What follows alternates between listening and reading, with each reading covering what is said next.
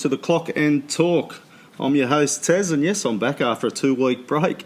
Thank you for listening, thank you for downloading, and don't forget to subscribe on YouTube. You can follow us at clockand_talk. Schwinn, how are you, mate? And thank you for filling in for 2 weeks, buddy. Yeah, we were hoping you could join us last week, but I guess that late fitness test didn't work out as we hoped. But glad you're back. Good to have you back, and can't wait to get cracking. Yeah, let's get into it, mate. And each and every week, we're also joined by our fellow friend and co-host, Tony. How are you, mate? I'm good, thanks. All the better after yesterday and Milan, which obviously you missed. Yeah, I missed them two podcasts, but geez, I was glad I missed the Brighton one. So let's move on. You've got a very special guest to introduce the listeners to, mate, so I'll let you take it from here. Yeah, so we reached out to him on Twitter, and we have an invincible amongst us. Welcome, everyone, to Graham Stack. Thanks for having me. No worries. So I'm just going to ask you a few questions about your life, your career, your time at Arsenal, and I'll start early on from the beginning. Obviously, for any listeners that don't know who you are, you was the sub-keeper throughout most of the Invincible season. Am I right in saying you did get a medal for that year? No, well, unfortunately, on the day, you had to appear in 10 games, whether that's as an unused sub or starting, which obviously is a whole scenario with Martin Coleman. He came on with sort of 5 to go, last game of the season, to secure himself a medal.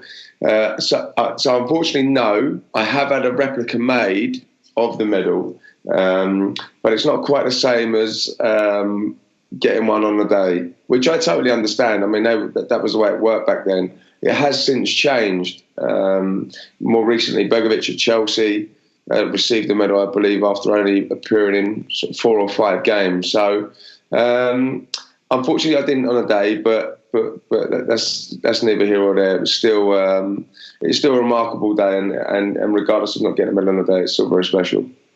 Oh, okay, I'd read somewhere that, obviously I knew the rule was 10 at the time, and obviously, as you said, the Martin Keown situation, but I'd read somewhere that the club requested that because you were part of the squad.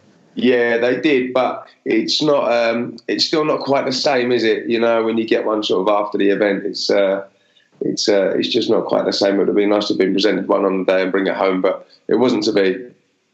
Of course, as I said, you always have the memories. So, just going back beyond that, was you like an Arsenal boy as a fan growing up? Was you an Arsenal fan?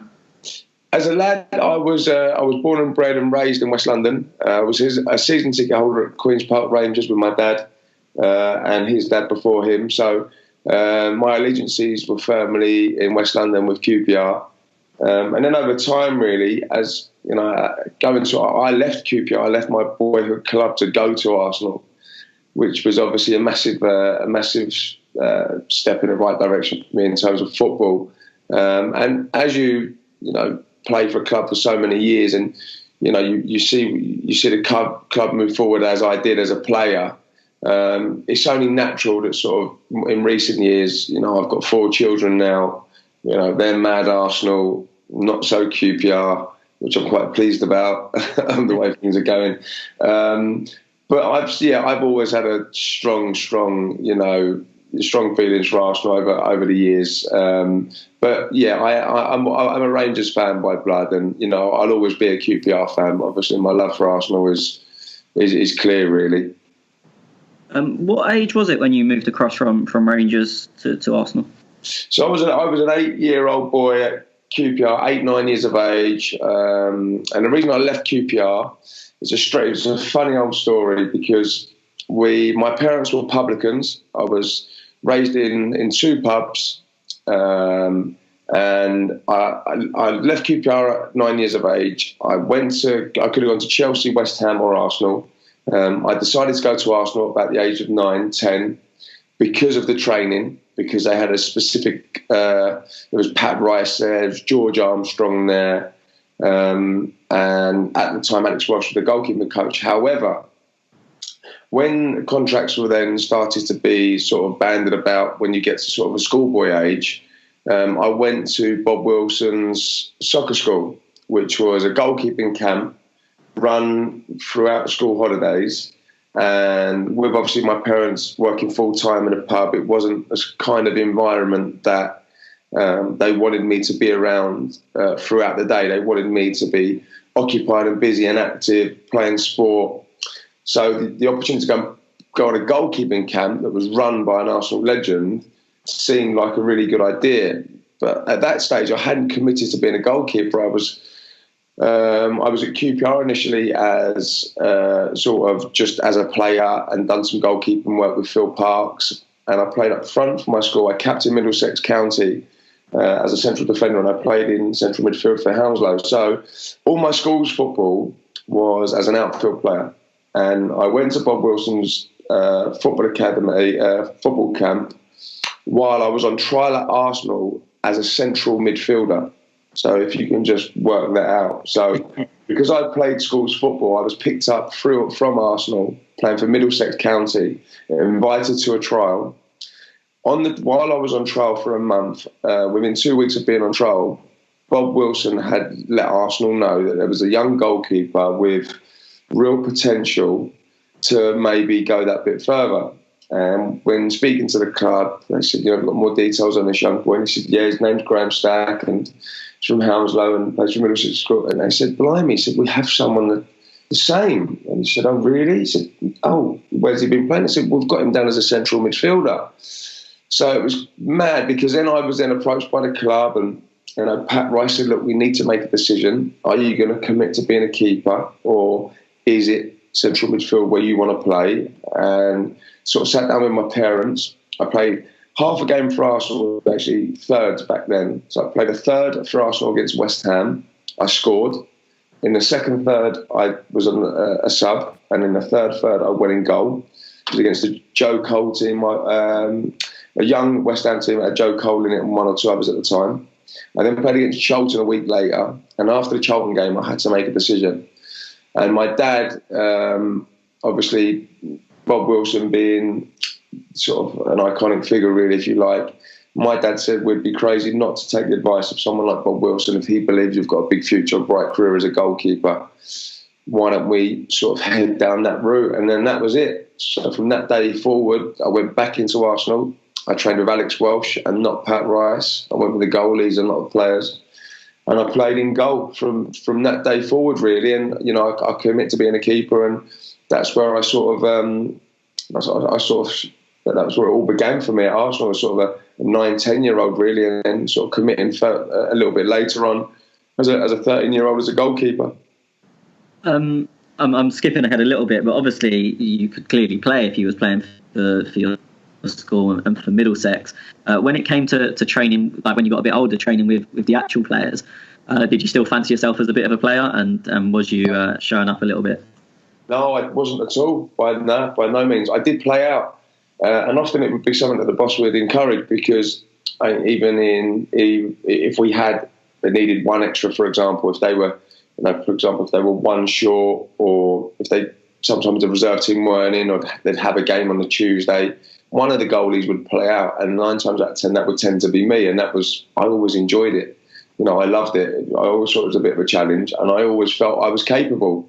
And in fairness, looking back, it was certainly something as a coach myself that I would encourage young goalkeepers to do, because I think it's really, it's great for their development. It's also very good for their understanding, and obviously technically in terms of having to deal with the ball at your feet in close areas and under pressure, it's brilliant. But no, I played out a number of times in small-sided games, and I didn't disgrace myself by any means. Fair enough. As I say, I know most keepers fancy themselves as a bit of a player, which is often surprising. I mean, obviously you'll know very well that when a ball comes back to a keeper, and there's certain keepers that you can see are struggling and uncomfortable, and it's strange because they're probably always the ones that in training telling everyone that they can do everything and whatnot. Yeah, not all goalies. I think it's the way the game has changed now. You've only got to look at the game and Edison and keepers like that. Jordan Pickford strikes a wonderful ball. But it has become, I think now, goalkeeping has evolved so much. Goalkeepers getting caught out quite a lot. When the pass-back rule first came in, it looked uncomfortable. It was just a boot up the pitch. It was an aimless sort of clearance, really, with sort of there was no direction. It was just a punt. Whereas now, that side of goalkeeping has become so important to setting up counter-attacks and to keeping possession. So it's a massive facet for any goalie to, if they can have that in their game. I think it's vitally important.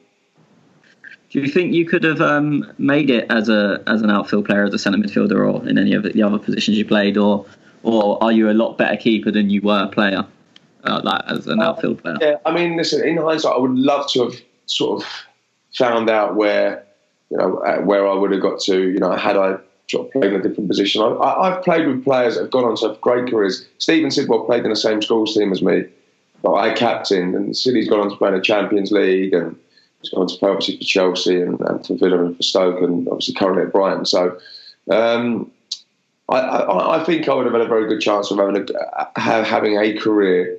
At what level, I'm not too sure, but I believe I would have been a successful footballer had I played in, whether it be as a central defender or central midfielder. But listen, I'm very, very fortunate to have had a career in football as a goalkeeper, so I've by no means ever changed anything. Moving forward to, I believe, am I right in saying your first team debut was the Epic Cup tie against Rotherham? League Cup tie against Rotherham, yes. Yeah, sorry, that's what I meant, sorry. So how long before did you know that you were starting, and was there any nerves? I kind of expected to start because of the way things were working in terms of the lead in the league. And history really said that Gaffer and numerous other clubs played their second choice goalkeeper, which at the time was myself. So I kind of expected to play. And then in the build-up to that week, I was then told by the manager that I would play. I would make my debut against Rotherham in a cup. So it was reassuring that he had obviously committed to playing me, and he was happy to rely on me to play in a game within the first team. So I mean that was great, and yeah, of course it's nerve-wracking initially when it's nice to get told earlier on in the week, because then you can sort of deal with it between sort of. I was probably told the week before, with the game being on a Tuesday, I was probably told prior to the league game that Saturday that I'd be playing on a Tuesday. So, but the senior players make it easy for you, the likes of Martin Keown, Ray Parler, and whoever else was involved on the night. They make it easy for you. And once you get out there, you walk out of Highbury, special place, always will be, under the floodlights, family and friends there. The most amazing, night I've had as a young player, to walk out and know there's so many people there to support you. And, it was a special night. And the nerves soon go. As soon as you touch it, I think that, you settle down then and you're at ease. So for those listeners that don't know, we won that tie. I believe it ended 9-8 on penalties. So you really got the chance to be in the spotlight. Is that a sort of sink or swim situation where you love it or hate it? Yeah, well, at the time it was, I'd actually had a really good game. We were winning 1-0, and it was a late Darren Byfield goal. It's sort of with minutes remaining, really, and I thought it kind of sort of broke that, debut at Highbury, clean sheet and a win. It was almost like the 1-0 Arsenal perfect debut, and it wasn't to be. And I was gutted. I remember going into extra time thinking, "No, I hope this isn't," because it could potentially have been my last game for the club, knowing how it could work out, because if you get knocked out of the cup and Jens, for whatever reason, doesn't miss any games, I could find myself not playing them for the rest of the season. So it was so important for us that, and for me personally, that we did have a run in a competition, because it would have given me more experience and given me more game time for the first team. I know obviously the game had gone into extra time and after penalties, and you find yourself thinking, just let me save one penalty, let me save a penalty at Highbury, what a special debut. I ended up doing that, and then later on, obviously, I was called upon to take one with the way the scoring had gone, and being comfortable, playing as we've spoke about before. I was always confident. I was going to score, and I did. And then we ended up winning, 2 or 3 spot kicks later, silver and world tours, sort of penultimate penalties, sort of put the tie to bed. So. It got better and better and better as the night went on. My debut, that was a real special memory that I look back on very fondly. Okay, so going on from that, and you played every round in the competition. We went out in the semis to Middlesbrough. Did you think then that might be your last game for the first team? You don't think about it consciously. I didn't think, oh no, that was my last game for Arsenal Football Club. But initially you get to be at the cup because I felt as though we had a strong enough team to certainly go on and to put the silverware that year. But yeah, we got knocked out. But you don't think at the time that's my last game. You always hope that there's going to be games beyond that. But you also think that what the scenarios at the end of the season when goalkeepers come in or you then leave or injuries and whatever that might be. So subconsciously you don't think about that, but it's in the back of your mind that this could well be. Okay, so a few weeks after, or a couple of months actually after we went out of the League Cup, you was on the bench in the game we won the league at White Hart Lane, right? Yes, that's right. Yeah. Just describe the day, really. I don't think there's many more questions I can ask about that. Yeah, well, it was memorable, really, from the moment we left our hotel room and the way in, because I remember coming into the stadium and obviously a huge police presence. We tended to sit at the back. Back table sort of like me, Ray, Ashley, Martin, and I forget who else. And I just remember the window smashing on the way to White Hart Lane, obviously where we'd been hit with some form of object on the way to the stadium. Big police presence there, got in there. So it was a hostile atmosphere on the day. We knew what we needed to do as a group. It didn't need any spicing up. The fact that it was the fact that we obviously were trying to win the league title there, but I think we were just trying to win the game and trying to stay unbeaten anyway.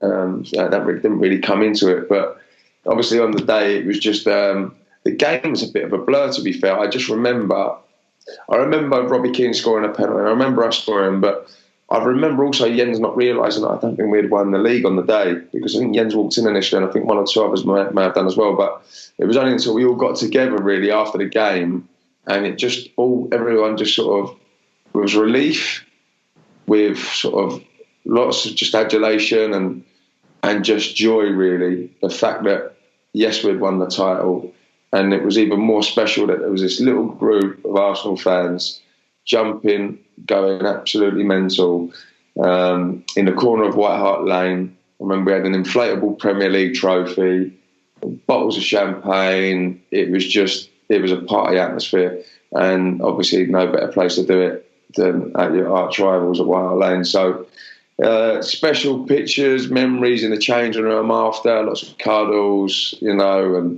lots of well dones. And then after that evening, we had the PFA Awards. I think we had the Player of the Year Awards. And I remember, obviously, because our celebration slightly overrun at Tottenham, we actually up late. And obviously, because we had such an amazing team that year, we had a lot of players that were in the Premier League Team of the Year. And I remember, obviously, walking in with the lads. We all went together. We got in cars together and stuff. And it wasn't until when we got there that we all got a standing ovation. We all come in at the same time. It was like, Arsenal have arrived. Can we all please put your hands together for new Premier League champions? And that feeling was just like, wow. The whole footballing community sort of know that this team that we're potentially going to go and make history of what not only just won the league, but they're here, and they're a special group of players. So I mean, that was nice. And then there was no letting off, because before you know it, we've got a game coming up again, and the players we had, they wanted to win that one as well. It was just relentless. It was just that mentality we had within that group that we just, we were just going to go from win to win.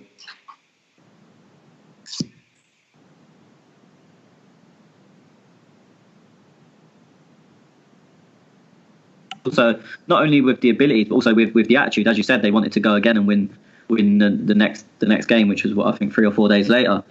Did you just think that's what attitudes in football were like, or did you know this I'm with here? Knowing what I know now, that was a group of natural winners, leaders.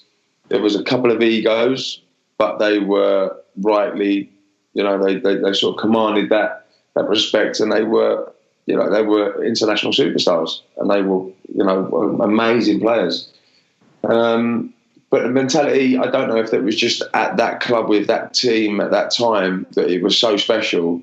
You know, I'm sure, you know, sort of the City team may be going for a little bit at the moment where they have got similar world superstars playing in a similar brand, similar way of football, you know, getting similar results to how we did when we were doing it. So I don't think it's something, I think it's something that you create over time through results and through disappointment, that you actually become close as a group. And I think you just form this environment at the training ground and away on away trips that, you know, you build this bond between each other that, you know, you are such a solid unit, and you've got this attitude and this mentality that you just will not get beat. With so after that, you had a couple of loans away and ultimately never played for the club again. Did you feel like, I mean, I've read stories that when players have left a club that they've been at for a long time, as you said, you were there from a very young age, they kind of feel like they lost a bit of themselves when they left. I mean, you always see certain players fit certain clubs. Did you feel like that, or did you feel it was a chance to go out, prove yourself, and get back to playing week in, week out? Yeah, I didn't. Part of me didn't want to leave. I didn't want to leave Arsenal, really. I had a year left on my contract. I could have potentially stayed on for longer at Arsenal and sort of had even more years there. Who knows? And sort of Manu came in, and when I could have gone on loan for another year. I could have come back. I could have found myself 2/3 again. Hadn't played many games, or, you know, when you go out on loan, you sort of you can sometimes be out of sight, out of mind, if you like, and, you know, new players start to come in, and you end up finding yourself maybe falling behind. And I didn't want to do that again for another year. I didn't want to go out on loan again. I'd been out to loan to Millwall. I'd been on loan to Belgium for a year, both season-long loans. I wanted to try and find my feet somewhere. And when I realised it wasn't going to be that season, obviously after the success we had previous, it was sort of time for me to sort of make a decision, really. You know, what did I want out of my career? What do I want out of football? What do I want at the end of the week? Do I want to train all week and then find myself in a hotel on a Friday night and on the bench again Saturday, and then play for the reserves on a Tuesday in front of 800 people? I was getting old. I was getting a little bit older. I was sort of getting a bit more determined. A lot of my friends were out playing games, and I was missing the boat a little bit, and I didn't want that to sail past. So I decided to leave, and I went to Reading for an undisclosed fee, and then found myself behind Marcus Hahnemann, who was their player of the year the season before. It just broke into the American international setup, and that year we only went on to lose 2 games, and Marcus played in barring probably 3 or 4 games. So despite my best intentions of going out on loan and playing some games, I found myself at a club again, and it's not an excuse, behind a very, very good goalkeeper, international goalie who was absolutely flying. When you made that move, is it the type of thing that you look into? Did you look at Hahnemann and think I could get ahead of him, or did you not look and just see it as a way out and just thought you would get games?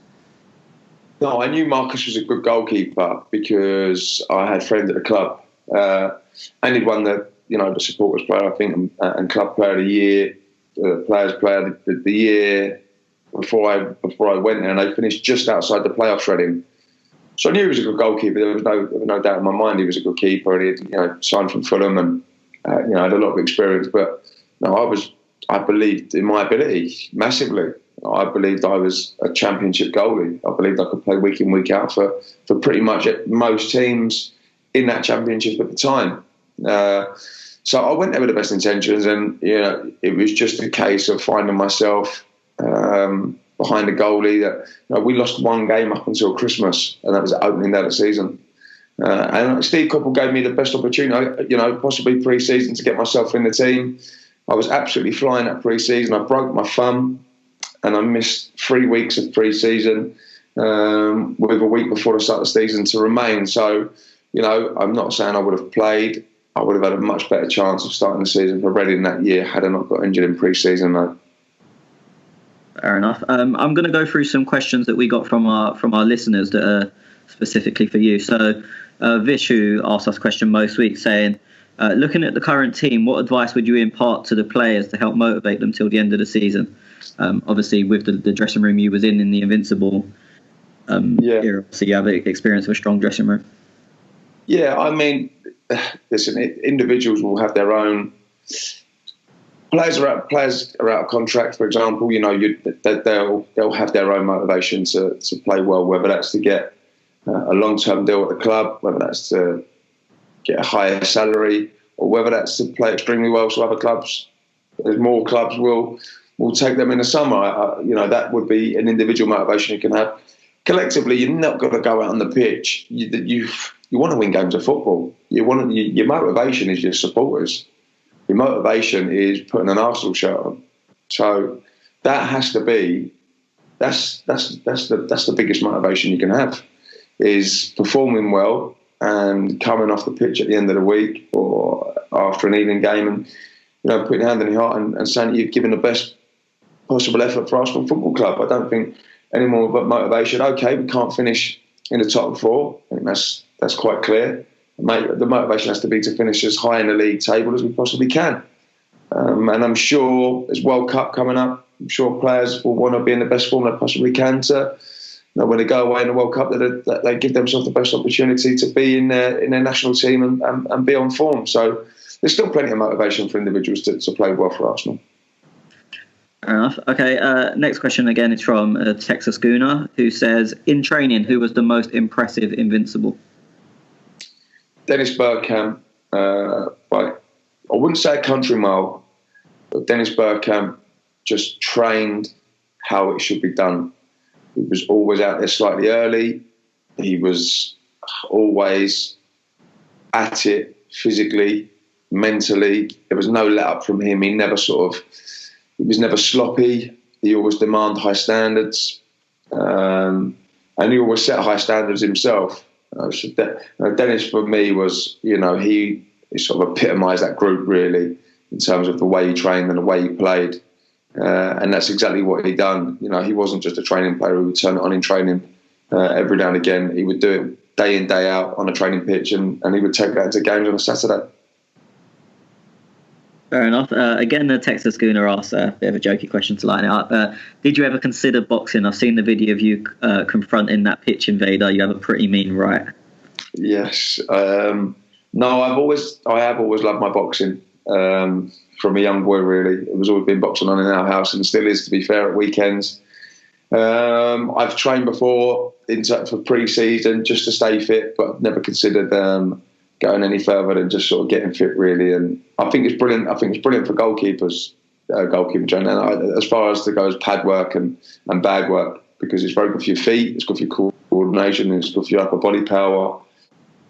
And I think going into pre-season with eye-hand ball coordination, I think getting your hands working and strengthening your upper body, I think it gives you a bit of a head start when you go back. So there are plenty of benefits to it. Just as a side question for that, just because I'm picturing it in my head and it's funny, did you ever hold pads for the Yens? No, never held pads for the Yens. No. We never done boxing. I think that's probably the best thing for me and Jens not to get a pair of gloves on, because I dread to think where I might have ended up. Okay, so another question from a regular listener, Glenn Backstart. What's the hardest thing about being a professional? What would you say is the biggest misunderstanding about professional footballers? Is being a professional footballer hard? Okay, so it's the greatest job you can possibly do. I think that's quite clear. The hardest thing for me is to perform at the height of your ability on a regular basis, because I think the very, very best perform all the time consistently, whereas I think others sort of perform once, now and again, have a decent game, have a okay game, have a decent half, do really well enough. I think the hardest thing as a professional footballer is to find that level of consistency week in, week out. I mean, that's done by training right. Other things outside, off the pitch, obviously the dedication, the sacrifice you have to make as a young player. I didn't touch alcohol until I was probably in my sort of early to mid-20s because I wanted to give myself the best chance to go as far as I can, and I always felt as though that maybe one thing that could hold me back. And the going out, the parties, the clubs and stuff like that. Being a London lad, brought up in London with so much going on. That can be a difficult thing, but I do certainly think you need to surround yourself with good people and people you can trust. Nowadays in football, young lads growing up, I think they don't do that. There's a lot of people that just sort of hang around, if you like, and I think they can sometimes be a distraction for players. But what I would say, the hardest thing of being a footballer, the sacrifices you've got to make. I've got a family of four. There's six of us, my wife and my four children. And I often I recently went to India, for 5 months, and that was a sacrifice I made for the good of my family, and for me, on a personal level, to go and, have an experience and life experience and football experience I was never going to get the opportunities to do again. But that come with, a sacrifice. So there are so many positives of being a professional footballer, but there are one or two things that make it slightly difficult at times. I'm glad you just mentioned India, because our next question, I don't know much about this. I would literally just ask the question: how was your experience is it Kerala Blasters, and what about the energetic fans? Yeah, my experience in India was phenomenal, really. From start to finish, I signed for Kerala with Steve Coppell, who was my manager at Reading. He signed me from Arsenal, so I knew Steve already. Steve knew I was coaching at the time and a qualified A-licence coach as a goalkeeper and as an outfield player. And it was Steve that contacted me, with regards to going over there and being a player coach. I found out a little bit about it from friends that played in the league. Obviously, Robert Perez had been there, Freddie Lundberg had been there. So I knew players had been there in the past. It all sounded brilliant, but obviously you never know until you actually arrive yourself. And on arrival, really, when I got off the plane and there's sort of hundreds of people there, to sort of greet you when you arrive as a new signing, that's straight away that puts you at ease. But I mean, the fans were. So I was 35 at the time, and I was playing in front of 70,000 supporters. And the drive into the stadium, the streets were 20 deep, both sides, with supporters with yellow shirts on, scarves, yellow and blue scarves, everything, face paint, dancing, cheering, clapping, drumming. I mean, it was just, they are fanatical, and they're the most wonderful supporters that I can honestly say that I've ever seen in football.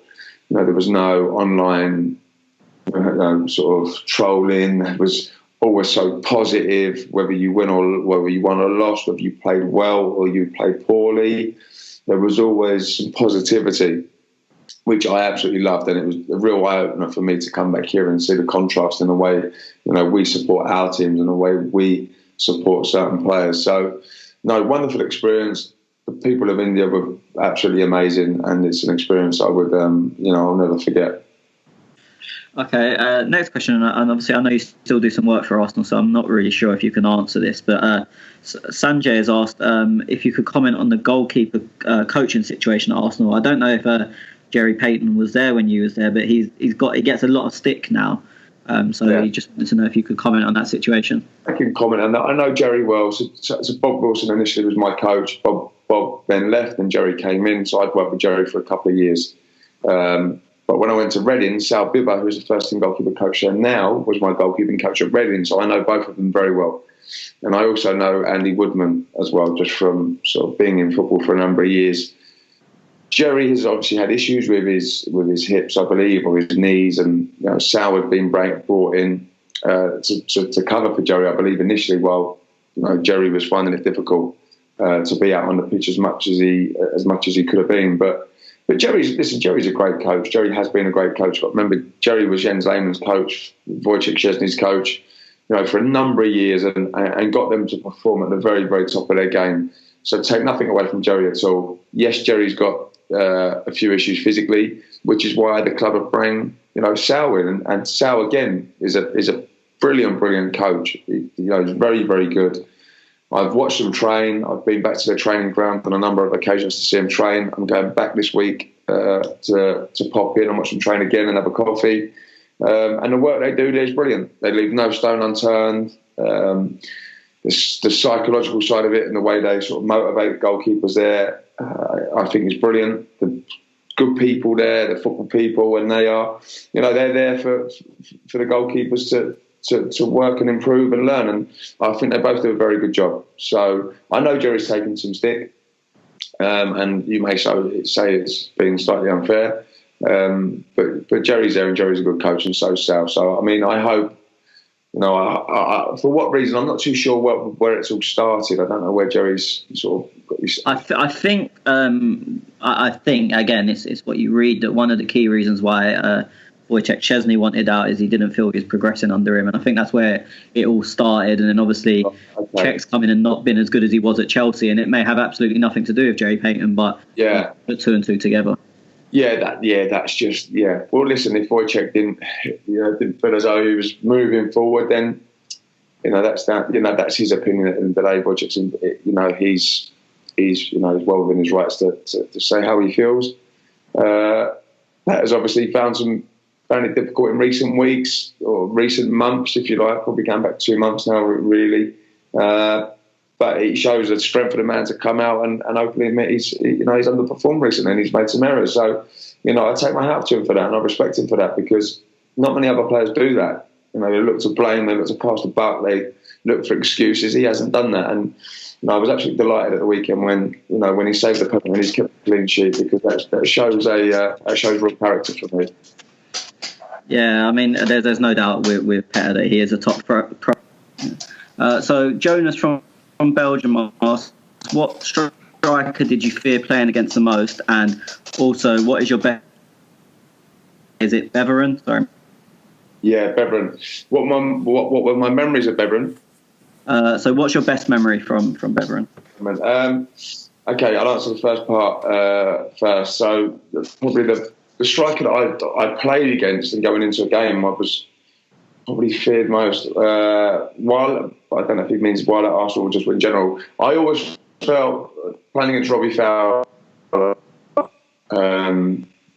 Reading at Anfield, just purely because of his instinctive, natural sort of talent, really, in terms of the ability to score with both feet, outside the box, inside the box, with every kind of finish, really, whether it be a bender or a lob or a shot struck with pace. So playing against him was always, you go into games knowing what certain players are capable of, and Robbie Fowler would certainly be one of them that I would say that you would always, as a goalkeeper, always have to be on your mettle going into games with someone like that around. And my memories from Beveren really were, again, incredible experience playing in a country where I'd never been to before, the culture, the people, the league, playing against Club Brugge, Anderlecht, Genk.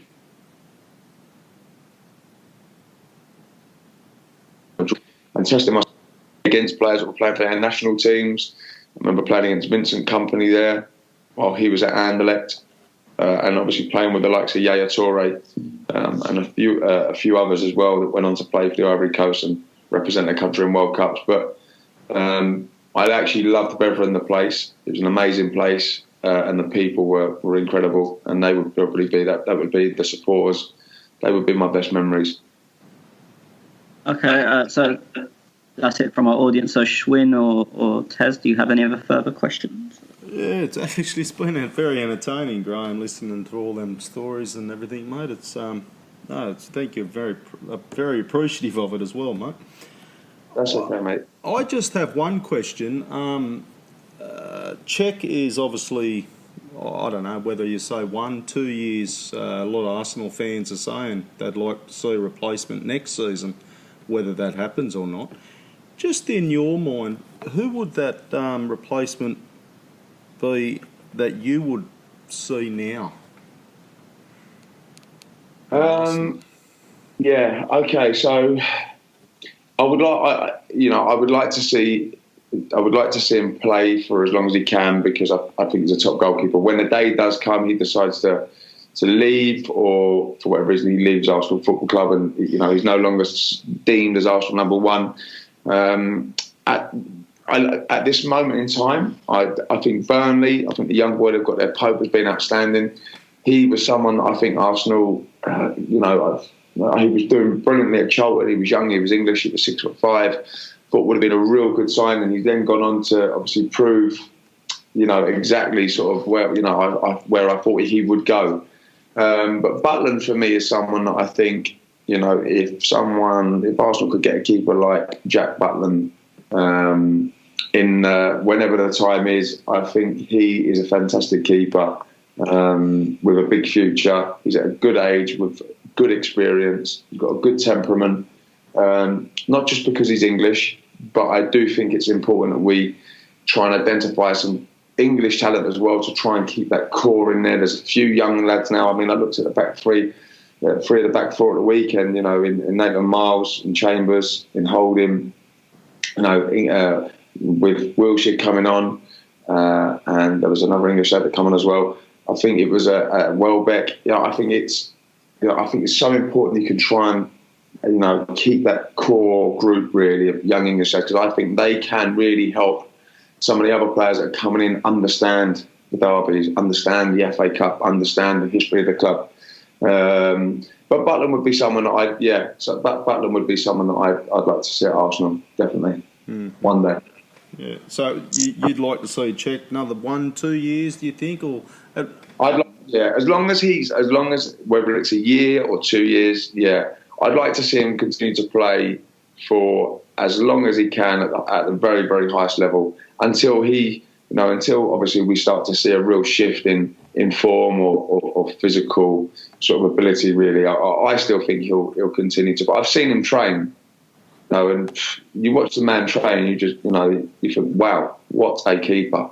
And unfortunately, he's found himself. Yeah, listen, I'm not going to, I'll be openly honest. He's made mistakes this year. Of course he has. They all have. Most of the Arsenal team have, and he's found himself in a team on a decline and on a bad run.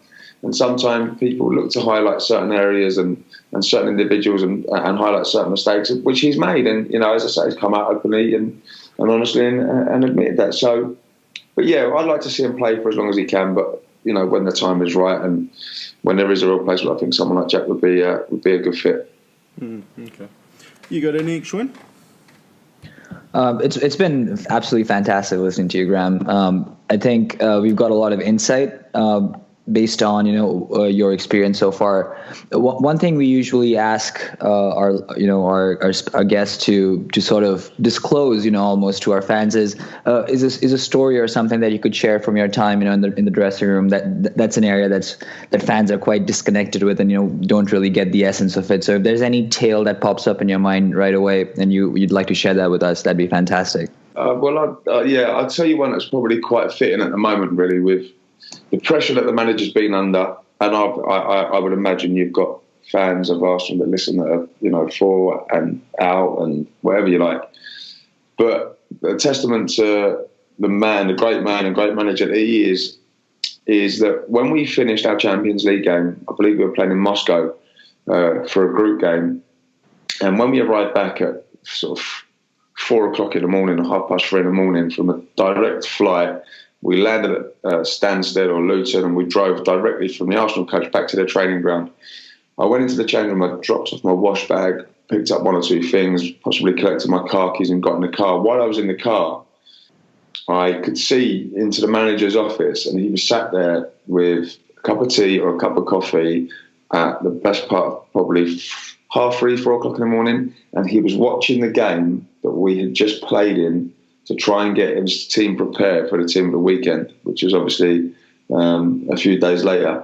And when I saw that, I thought, wow, he has not relied or rested on his laurels and said, we've got a fantastic result, what a great performance. He's gone back in to his office when everyone else was going home to see their family and to get to bed, and he stayed there and he watched a rerun of the game. And I thought, that is a testament to someone who wants the very, very best for this group of players and for Arsenal Football Club, and that memory will always stay with me.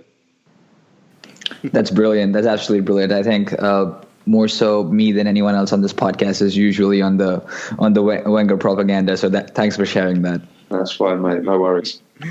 It's been a pleasure, Graham. Thank you very much for coming along. We better let you go because I believe you've got to get get the kids off the pub. Yeah. Kids. Just quickly before you go though, you mentioned you got 4 kids. Have we got a future star maybe following Dad's footsteps? My daughter is actually very good. She's a goalkeeper. Yes.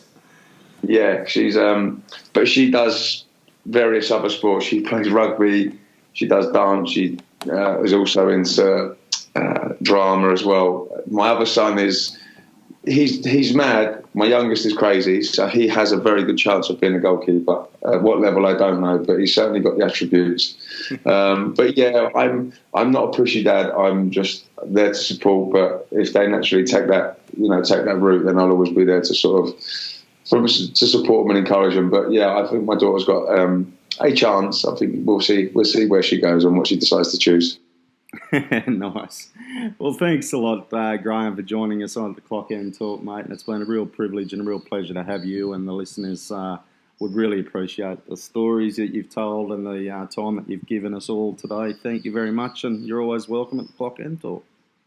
Yeah, thanks for having me, fellas. Lovely. Cheers. Cheers, Graham. Thanks again. Take care. Bye-bye. Bye. Apologise for the length of the podcast, guys. Hang in with us and we'll get through the Watford game and a few more of your user questions. So we'll be right back after this.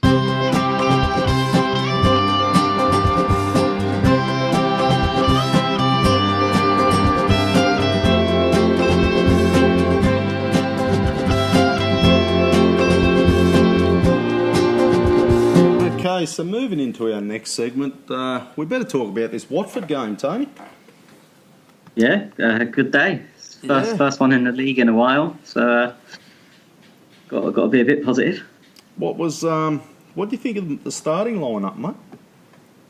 So I tweeted before the game that it was odd, and a lot of people tweeted back saying, "Why are you surprised? We've got a bigger game coming up on Thursday." And I agree with all of that, and I did probably half expect the team to be a little bit weaker. What surprised me was the choice of players he rested. If you're going to, Koscielny is obviously had to be because of his injury. But I thought if you're going to rest your players preparing for a game on Thursday, rest your best players. So I was more shocked to see the likes of Ozil playing.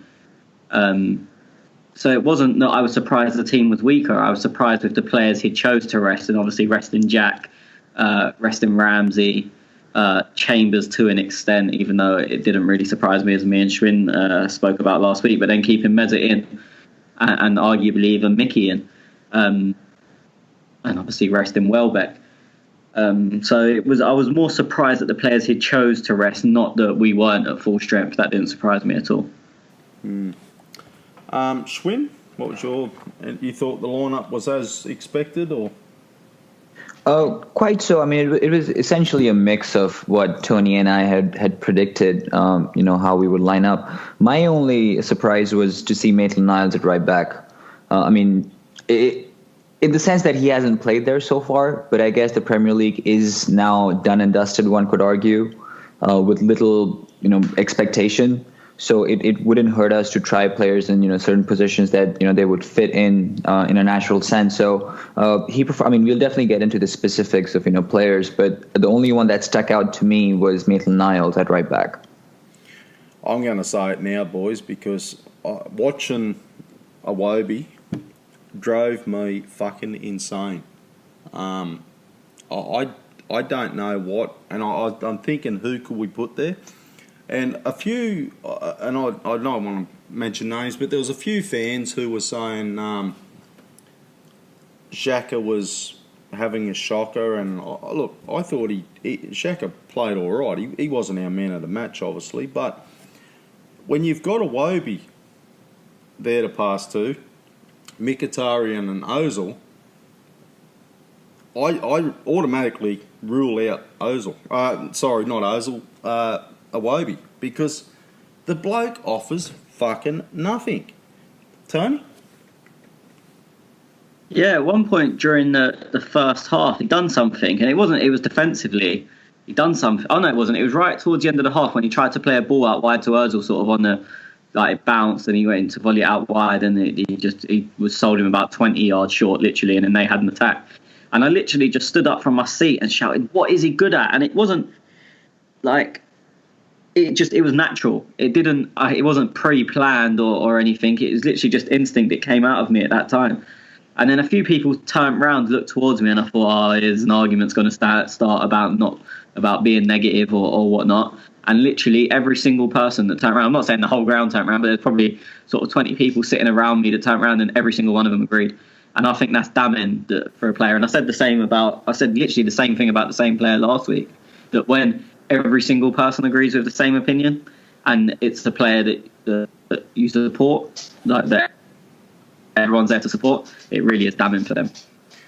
Who else can get a go there? Like, obviously, Reece Nelson, he's not even seeming to get a look in lately. I'm thinking, who else could there be? I mean, look, it all depends in what shape you're going to play. If you're going to play three behind, the thing is, at the moment, with the players we've got, I think Welbeck and Iwobi are the only options. When Lacazette comes back in again, we may see the shape change a bit. A lot of people are calling for Nelson, and he done quite well in pre-season, but in every Europa League game, in every time he's had minutes in any of the cups, he's not impressed. He's not, I wouldn't even say as far as say he's been good in any game. At best, he's been average every time he's played. I know he's young and you need to play him in, but I don't think you can just say, oh, well, Iwobi's not been brilliant or not been good. Here you go and play, even though you've done absolutely nothing to warrant your place. There is also a contract dispute with him, so we don't know what's going on behind the scenes. If he's told them that I'm off when my contract ends, I'm not going to sign anything with you guys, why would you give him that experience? Because to play him at the moment would only really be benefiting him. He's not going to come in and do miraculous things for us right now. So it'd be benefiting him and giving him experience and whatnot. If he's told them, I'm not signing for you, why would you benefit him? That's just my opinion. And I understand the people saying that they want him to come in because Iwobi has been that bad. But Nelson's not earned that place. Not by a long stretch, or not in my opinion anyway. And Wilshere, is he still upset somebody over there? He got a bit punished or resting again? I think it was a strange one with Jack, and it's the same with Ramsey. That like they dropped Ramsey the Brighton, they dropped Jack versus, was it Man City? It was Man City. Yeah. And then they both played in Milan, and then only one play, and then neither of them played yesterday. It's just all a bit weird. It doesn't seem like any of them really need a massive rest.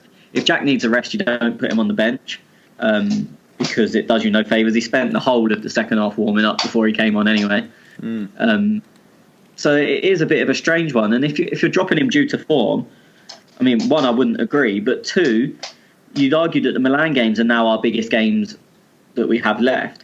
So if you dropped him for the Man City game due to form, to then bring him in for the Brighton game and then the Milan game straight after, which is on paper the biggest game we've had recently, then it just seems a bit weird. So you drop him and then you bring him in for the big games, or it all doesn't make sense. But obviously he did come out after that Milan game and say he's rejected a contract, which, not blowing my own trumpet, I told everyone in December and was told I was talking shit.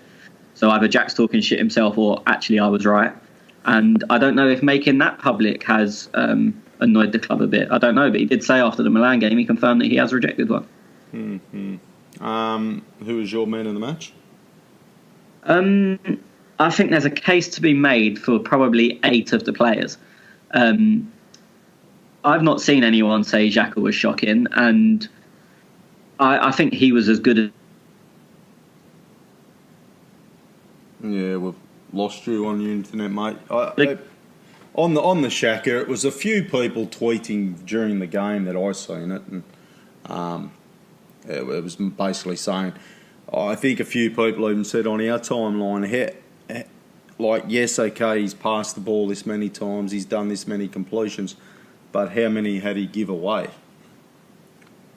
I think with him, you get a lot of people seem to remember the bad things he does. And as I said, like to be fair, I went for food with my friend after the game yesterday, and we was talking about him, and we don't sit anywhere near each other, so we often have quite different opinions. And he just turned, and he's not a Xhaka fan at all, and he turned and said, "How good was Granit today?" And I said, "I thought he was excellent, but we all will always remember the time he headed it back when he was stitched up with a horrible ball, and he headed it back, and I think Richarlison got it." But then, I saw people digging Xhaka out for that terrible backwards header, but then he made an excellent recovery tackle. Yeah, he's recovering for his own mistake, which shouldn't happen, but not one person said, "You know what, great tackle." I think people want to remember when he's not been good, and not remember when he has been good. Yesterday, a bloke behind me moaned because Xhaka played an excellent, about 50-yard ball wide to Kolasinac, and someone moaned because, we've seen that curling ball before. It was like, what are you on about? I think it's just sometimes people need a reason to criticise him. I would definitely have him up there for Oxford Man of the Match. El Neni, if it was at half time, if you'd have asked me at half time, I would have said El Neni, but I thought he had not a bad second half. I thought he was a bit quiet. He just wasn't really as involved in the game in the second half. I think Mkhitaryan's got to be up there. Yes, he gave away a ball, but in that position, you're gonna. He was dangerous. He obviously scored, got an assist, and should have got us a penalty. So I'd probably give it to Mickey, but I'd said that you could name any of about 8 players, and I wouldn't have to disagree. I wouldn't be able to disagree. Yeah. Schwinn, what was your take on everything, mate?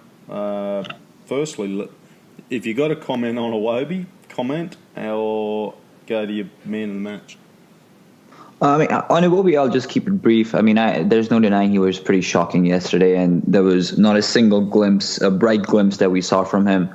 My only argument to that would be that we know at this point that our wing options are very slim, and Danny Welbeck needs to be protected till the time Lacazette, is fit and can feature in the Europa League. Iwobi is a natural choice, that is born out of that condition, out of those conditions.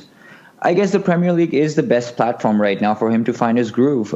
There's no denying he's low on confidence and he needs playing time. That's what footballers need. One could argue, and I would probably agree with them, that he needs to go out on loan next season. But in the now, he's with us, and we need to make use of him. We need to use him as a squad depth measure. So there's no denying he was bad, and he needs to improve. I think we'll see him a little more in the Premier League, especially when Lacazette is still missing, because that keeps Danny Welbeck in the protection vestibule. So that's a quick 5-minute thing on Iwobi. As for man of the match, I think just because of the narrative, I agree with Tony. I thought El Neni was superb in the first half. There was this one ball he played to Kolasinac that then was squared into the box for Aubameyang. That was just a little too much for him. That pass was absolutely gorgeous, and he kept us ticking. He was our metronome for the first half, but he was quiet in the second. But yeah, just for the narrative, I would give it to Petr Cech. I think this is a good a time as any to get into that whole script of things, and to save his first penalty, against Troy Deeney. I don't think it could have been a better setup, and I'm just so glad that led to his 200th clean sheet, a landmark for him.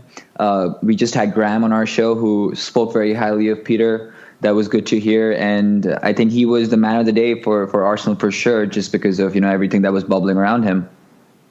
Yeah, no, he did have a really good game, and it was great to see him actually have a good game. It was the first one he's had in a long time. So, now let's go through the goals, boys. So the 8th minute, we'll straight into it with a Mustafi goal, assist by Ozil. Tony. I promised everyone that listened to our last podcast that I would say this, so I'm going to. They're just shit. They're not good enough, Watford. So we scored goals because they are shit. And that's perfectly acceptable because Deeney can criticise us for not being good enough, and it's fine. So me saying Watford shit is clearly okay. Again, terrible marking. Foul on the Aubameyang, stupid foul, really. Great ball from Ozil. Still, there's this great header. There's a lot to do, and he has to generate his own pace, really. But he was unmarked. Poor marking, really. I would be upset if we conceded that goal. But great ball and a great header. And since it was, Ozil's assist. We've been doing a little thing each week, and I've heard you boys continue it on Ozil Watch. I'm actually going to say he was worth his bread and butter this week. Tony? Yeah, I think it's very rare that he's not, but because he is our marquee player, and I mean, he's not our record signing anymore, but probably in real money terms, he probably is, because he cost 40 odd million when 40 million was a lot. So probably in inflation terms, he's probably still what people see as our most expensive player. He's definitely our marquee player. So I think it's just more highlighted when he doesn't play well. Because let's say he got 2 assists in Milan and no one's really heard anything about it. We've not seen anyone in the press say how brilliant he was or how good the balls were for either of the goals. I've not seen his name mentioned today. I've not even seen anyone say it was a good ball.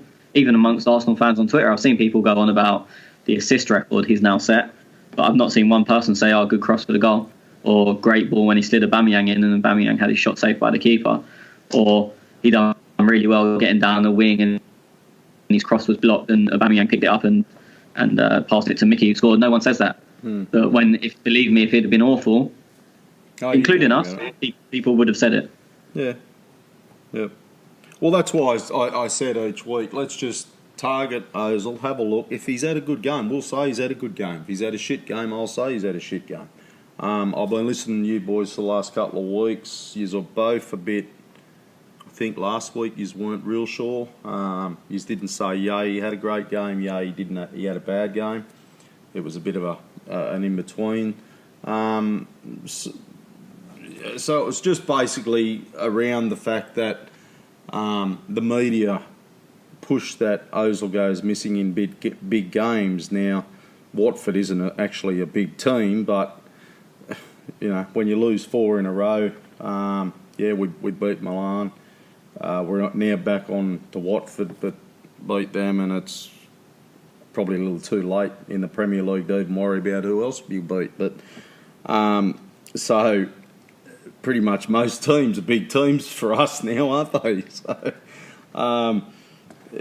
so we're just having a little look each week at how Ozil's travelling, I suppose. Schwinn? He's a pleasure to watch. I mean, there's really nothing else that can be said. I'm glad Tony brought up that first chance that he created for Aubameyang in the second or fourth minute, something like that. I mean, the weight on his passes, his movement is. He's a chess player on the field. It's that simple. I mean, you mentioned the Ozil watch from the last couple of weeks. We were very appreciative of him after his performance in Milan, and even the Brighton game, for as bad as we were, and having dropped points there. I don't think me and Tony really had complaints from him because he was the only one who was trying to make things happen, dropping deep, making us tick. That was just a bad day of the office, but. He's so effortless. He glides, across the pitch. People accuse him of stat padding, and that might be true to an instant. There are times when you want him to do a little bit more, but the things he does well are just so effortless, and he's a delight to watch. There's just no other way of putting it. I was concerned a couple of times when he was challenged and Watford were being frustrated and using their physicality to try and bully us, and he was on the tail end of that for a bit, but he got up, shrugged himself off, and was back on duty. And people accuse him of not having the stamina. He's regularly been playing 90 minutes. I think he's growing strength to strength, and I can only say that him having signed the contract is a massive relief. I mean, I keep coming back to that moment because if we had lost him and Alexis, this club would be in much more turmoil, and we wouldn't be celebrating 2 wins on the trot. No, I agree. So Ozil gets a tick from all 3 this week. Okay, second goal, Schwinn. Aubameyang scores, assist by Mkhitaryan. Yeah, the Dortmund connection. I mean, made in Dortmund, finished in England, I guess. Mkhitaryan is really coming into his stride as well. I think initially he was more of the pass and move person, but yesterday I think we saw a different side of him. And over the last couple of weeks, one could argue, he's been running at players. He's been running back to to provide cover, to provide some defensive reinforcement. He's not afraid to take players on. He's not essentially the broadest and the strongest looking player, but he's up for a fight. And we already know what he brings in terms of offensive capabilities. A fantastic ball. Aubameyang was very quick to it, around the goalkeeper, no mistake whatsoever. I was just hoping that Iwobi wouldn't, come in the way and it would not be flagged for offside. I tell you what, fucking he had to come in the way, mate. I would have thrown a brick through my fucking TV because I was done with Arsenal fans would have toasted the man. I mean, as if we needed another reason to, but I think Aubameyang was able to find a window and squeeze it in.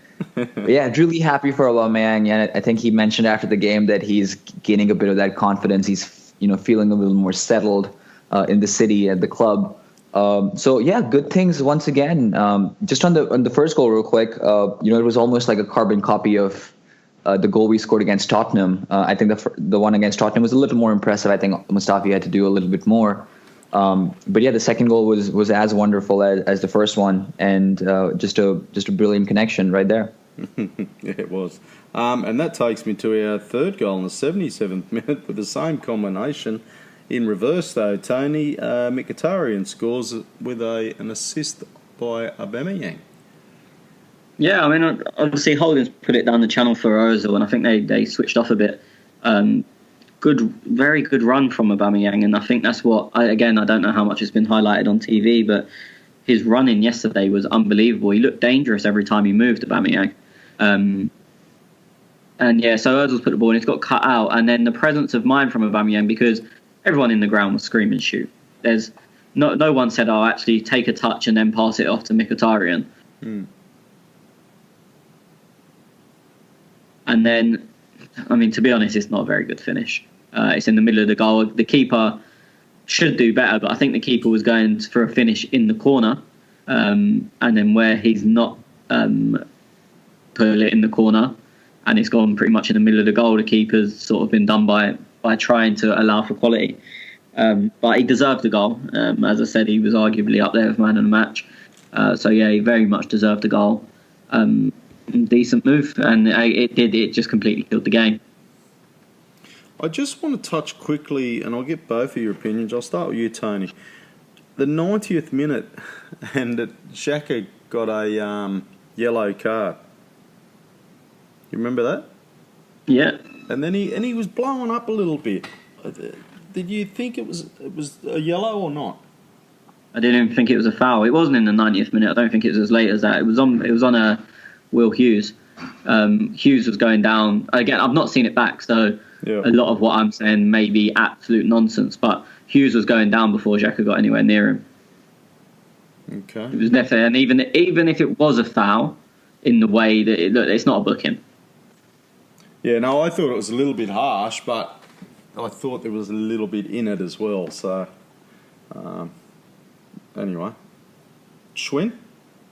Yeah, not in my book either. I mean, speaking of fouls, I think we could circle back to a few minutes before that when Mkhitaryan was brought down in the box by Mariappa. I mean, that was I think that was a big foul. I think. Yeah, that was blatant too. I mean, it looked like the defender knew exactly what he was doing, and he knew the ball was gone, and he just went straight for the foot, and that was a very, very nasty challenge. The ref completely missed that. That should have been a penalty easily. I'm just glad it didn't come back to bite us. But I think the refereeing was a little questionable yesterday. I'm not arguing against the penalty that was awarded against us. I think that was clearly a penalty. But there were some fouls given here and there that which really frustrate you as a spectator when it's the small things that bother you in terms of just the odd foul on an obscure position on the pitch. And there were a few of those. Some probably went for us, so they did balance them out. But obviously, you tend to notice the ones that go against you more often, and that was yelling for maybe even a sending off. Because in my opinion, what I saw. I thought Mariappa knew exactly what he was doing there.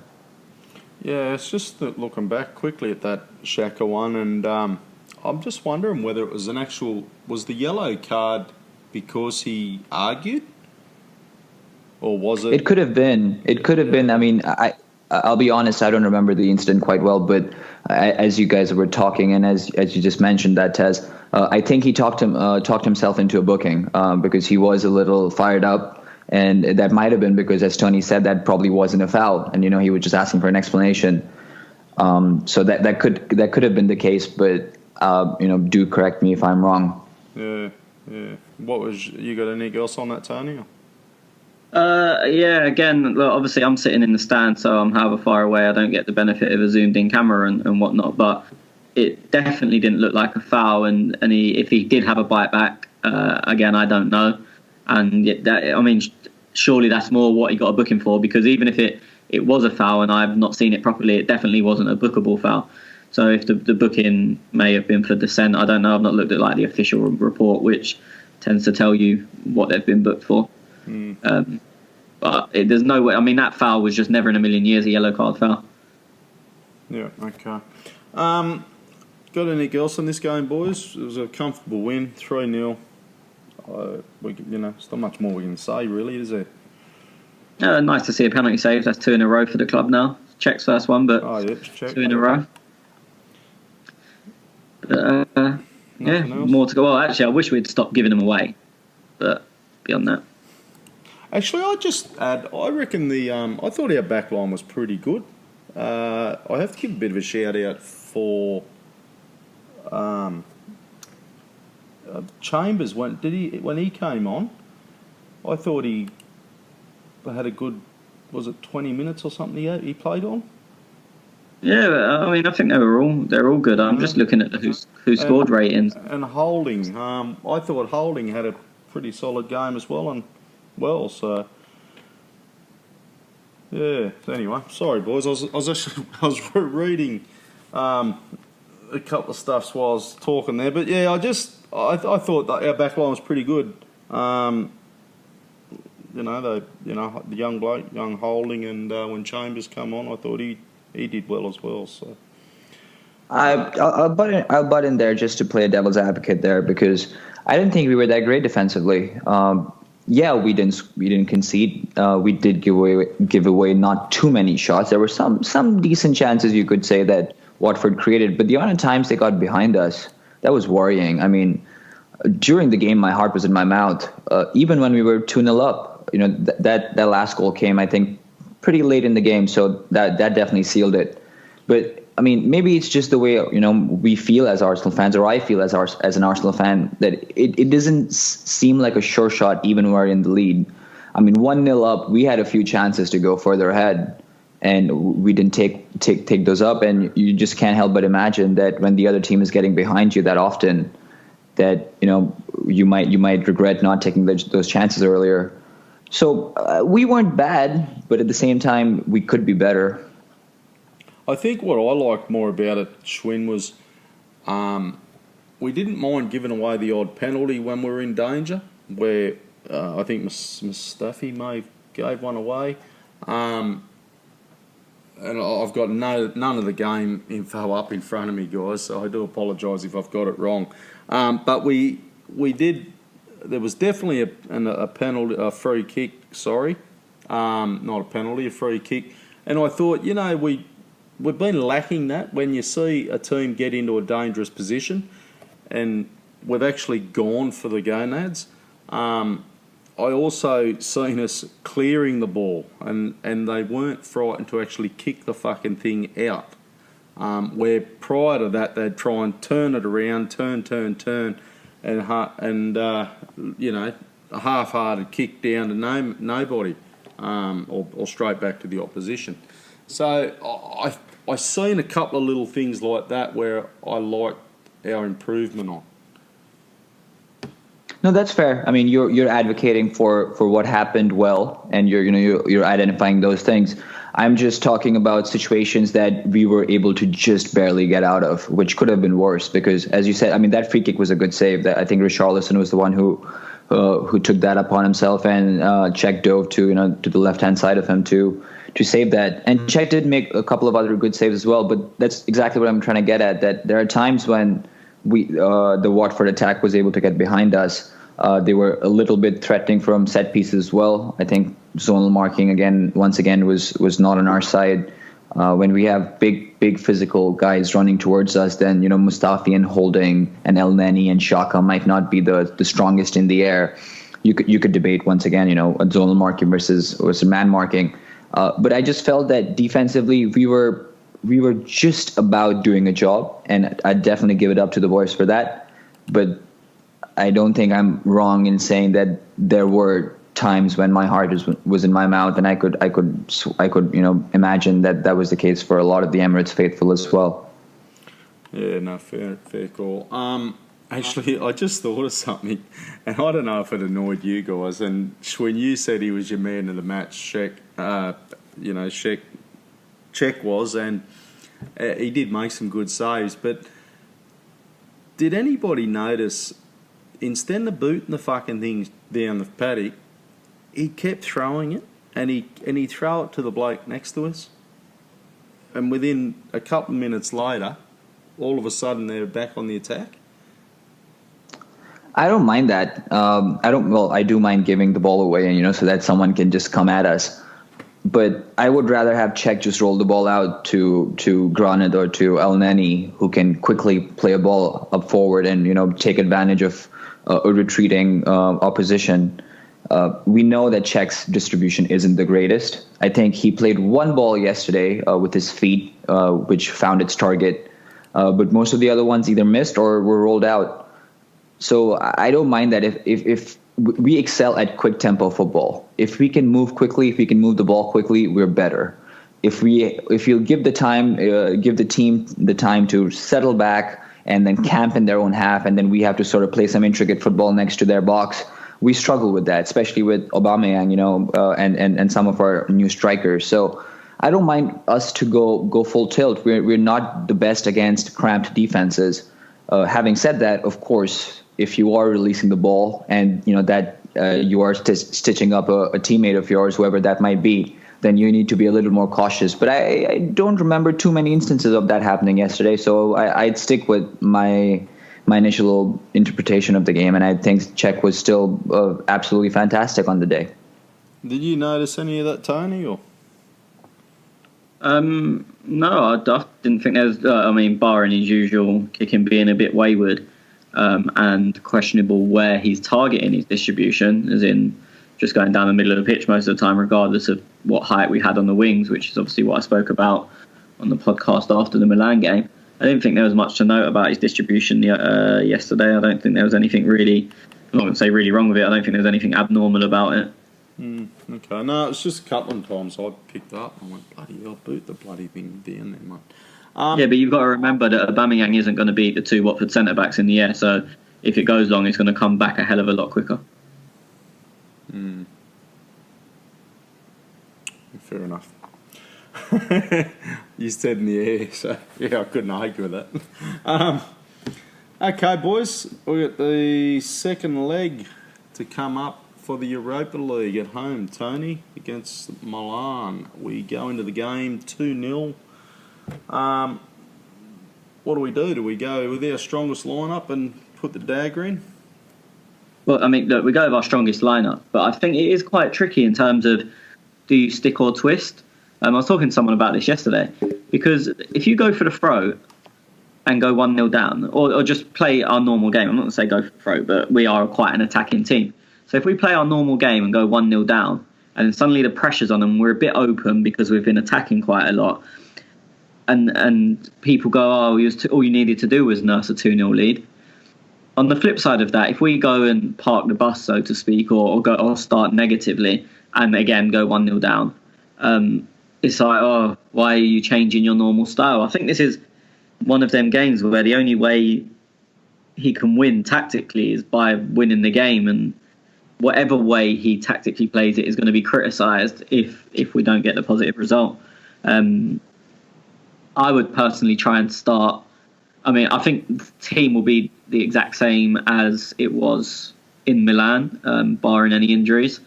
And I think he will just go and try and control the ball. I don't think we'll be overly aggressive. I think we'll just try and play death by possession. And if they step up, which they will have to at some point, because they need goals, then it allows Danny Welbeck to run in behind. And who's going to be the most dangerous man in Milan? The most dangerous man to watch for Milan? Gattuso. I think he might have a heart attack. Yes. Schwinn? Ditto, word for word what Tony said. I think there's no winning this game before the tie is actually over, and we can see with the benefit of hindsight. I also expect an exact same lineup with Jack and Ramsey back in it. It's going to be a challenge because this is the first setback that Gattuso has had ever since they've been on this run. I mean, the early part of his tenure wasn't exactly comfortable, but ever since they've been on this run since the turn of the year, this is their first proper setback, and obviously the Europa League is a priority for them.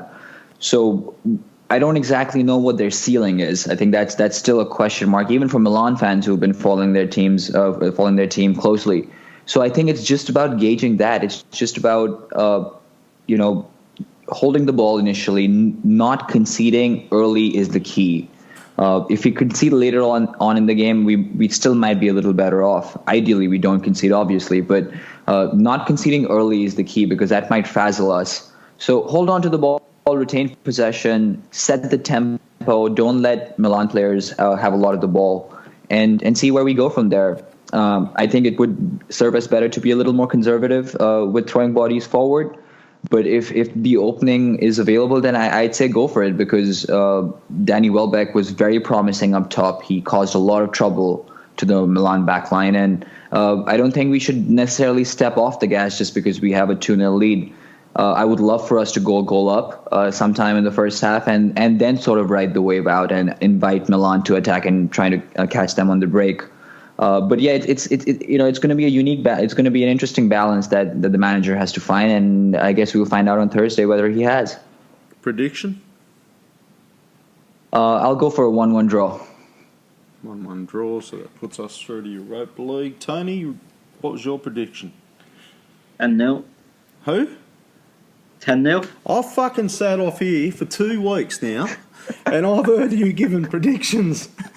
No, I didn't last week. I did in the San Siro, but it was a loss. Okay, I'll go 2-0 Arsenal. Now, quickly, Tony, I haven't even read the story of that. Lacazette is he due back this season at any stage? This season, I think he's back after the international break, which. Milan is our last game before the international break. So after Milan, essentially, he's supposed to be back. Okay, so we will get him for your more Europa League games. Only if we go through. Oh, mate, we're confident, mate. We're the Arsenal. Of course we're going to go through. Look at the mood change in 2 weeks. Wow, I love that. I love the positivity, Tez. Just on that, I think Hector Bellerin and Nacho Monreal will also be available. I don't know if you're gonna go with them in the team. I don't know how up to speed they are, but I think it was announced just yesterday or maybe today that they will be in the squad. I noticed a few of our friends over at Arsenal Fan TV were a bit concerned. Bellerin starting a YouTube channel. No comment. Okay, moving right on.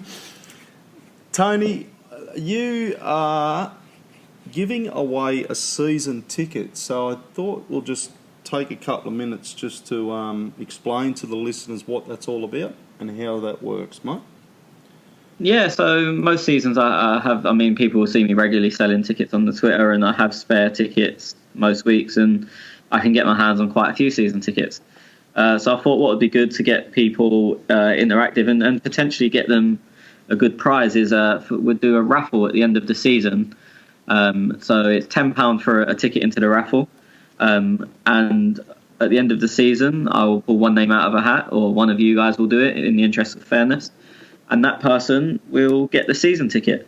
So if we have enough entries, it could work out that you get a season ticket for £10. I know we have a lot of listeners abroad and that they wouldn't be able to attend games. So we would also be willing to try and sell them tickets on for you. So even if you can't attend, if you win the season ticket for £10, you may be able to sell it for the rest of the season for £800, and you've made £790 through going into this draw. Hopefully, this is just a personal hope, it goes to someone that will be able to use it, that will be going every week. because I know a lot of people would like to, but there's about a 10-year waiting list. Mm-hmm. But I'm not going to be doing the draw, so there's no biasness in it. And in a way, I don't really care who wins it as long as it's an Arsenal fan. I have had fans of other teams say, I would do it just for the money, just because of the money that they could win, and that's what I don't really want. But yeah, £10 for a raffle ticket, and the winner gets a lovely season ticket at the Emirates.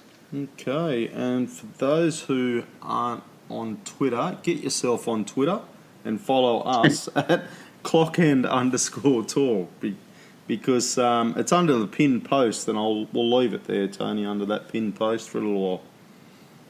Yeah, no worries. Just quickly before we go, have you got a trivia question?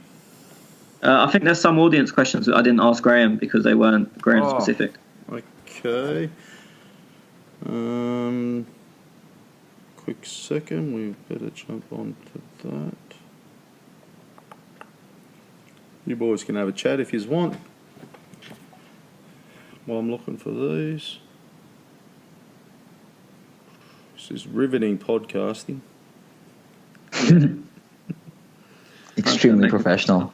Very professional. I had all this up earlier and I didn't see any other questions, Tony, so... Yeah, of course you did. I should have been looking while I was giving him the heads up on the raffle. Fuck me. You want me to do them because I'm not as useless as you are? Have you got the questions in front of you? Yeah. And you fucking... Yeah. Go for it. Go for it. Okay, so from Vish, I'll go to Schwinn first because the power of the host has gone to my head. Any news regarding the managerial shortlist? Has there been any breakthrough with regards to appointing Wenger's successor? Yeah, I've been getting a lot of information from North London out here in Washington, so I'm very perfectly placed for all things Arsenal. In a way, I'm right between Kroenke and Arsenal in Washington. But no, Tony, you might. Kroenke's house for dinner regularly. That's why I asked you. No, I mean, they've not been serving good food at the Kroenke residence, so I've sort of stayed away from that. But Tony, you might be in the best position to answer that question, so I'll volley that right back to you. Oh, okay. I have to do the host and the guest. Brilliant. No, so there's nothing new. I think Arsenal is still looking at to replace in this summer. It won't be before the end of the season. And then because they would like a long-term plan, and also it will cost. They'd have to pay up his contract if they sack him. There's no break clause, so it'd cost between 10 and 12 million to sack him. And let's be honest, Kroenke doesn't like parting with money. He probably doesn't really want to spend 10, 12 million on a player. So on getting rid of a manager, not even bringing a manager in, you then would have to pay to bring a manager in. It would. It's not really going to happen.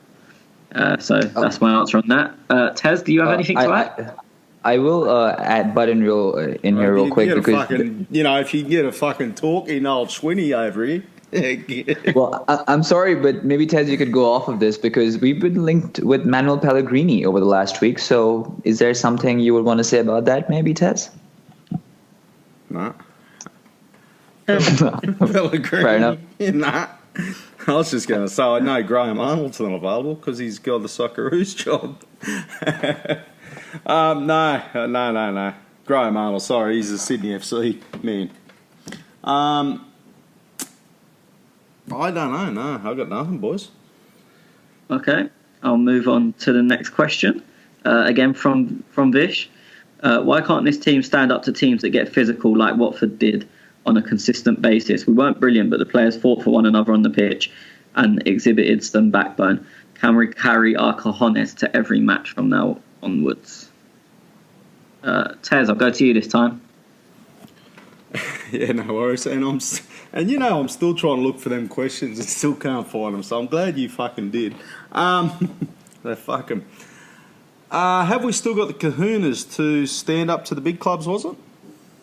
To teams that get physical. Look, I think we do. I think we do, but I think we. Yeah, look, I think we do. We got the tractor playing for us, so he's, anybody running him, well, he's going to take care of him. I remember when Costa used to run at us, and he was only a little bloke at Chelsea, but he used to always bug our defenders, and we could never. He just used to, get in our faces and whatnot. And I just don't know if we've got that type of team that gets in people's faces. Like, we haven't got them kind of players, I suppose, is what I'm getting at, as opposed. So, yes, we can stand up for it. Can we dish it back? No. Schwinn? I don't really buy into this whole physical versus technical sort of battle. I think I think everything in the real world is very much more, gray than just black and white. I think it's more about tempo. If you have a team like Watford that had opened up to play yesterday, I mean, they came to play. They were not, essentially holding all players behind the ball and, defending deep. If they had, I'd imagine us struggling, and that's not because we're not up for a fight, or if we can't match them for strength. I think we just lack ideas in those cases, and that's where the whole physicality narrative comes out of. Yes, we don't have a brooding center forward or a commanding center back, but I think it's a little more nuanced than that, and it's not just that black and white, if that makes sense.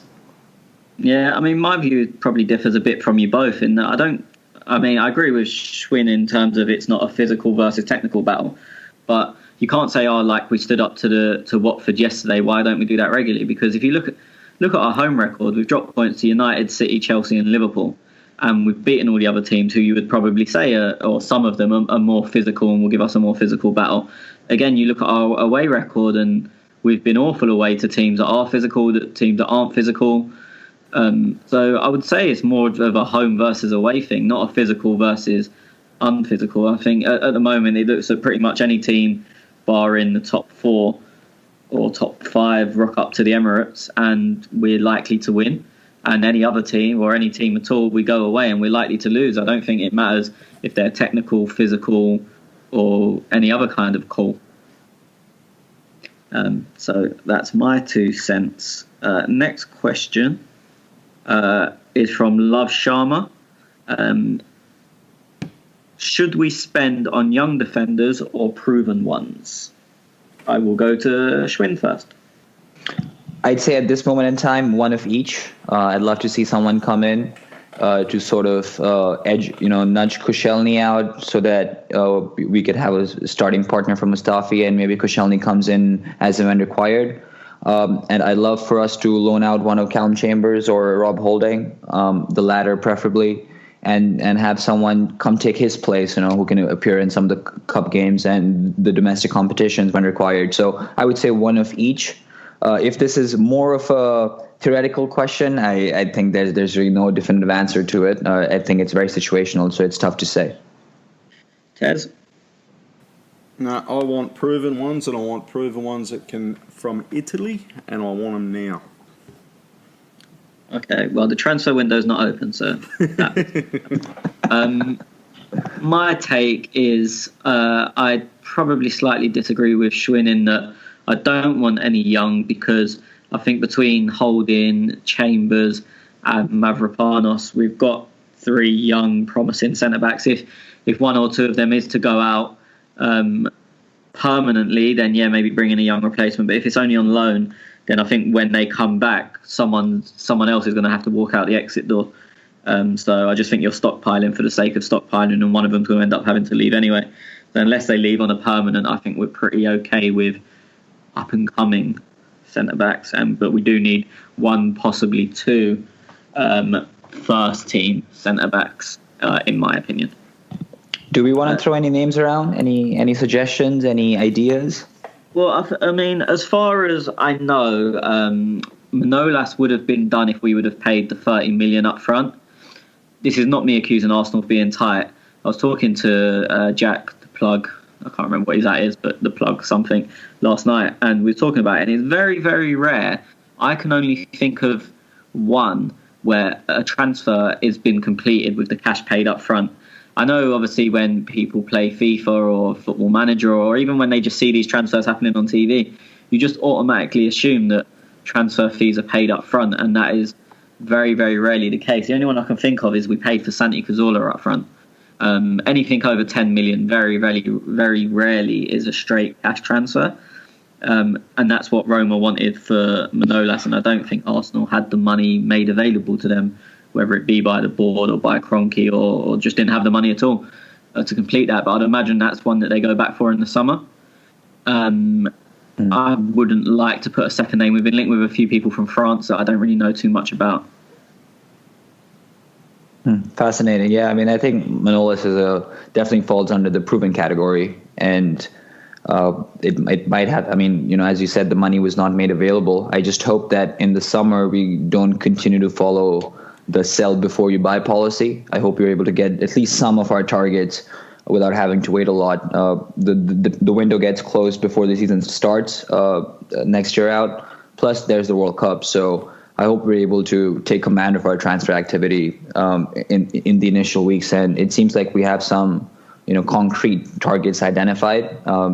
And I hope we're able to pull those through before we get too deep into the summer.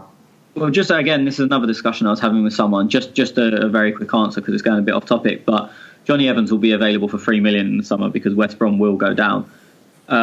Would you take him? No. I personally wouldn't. Nope.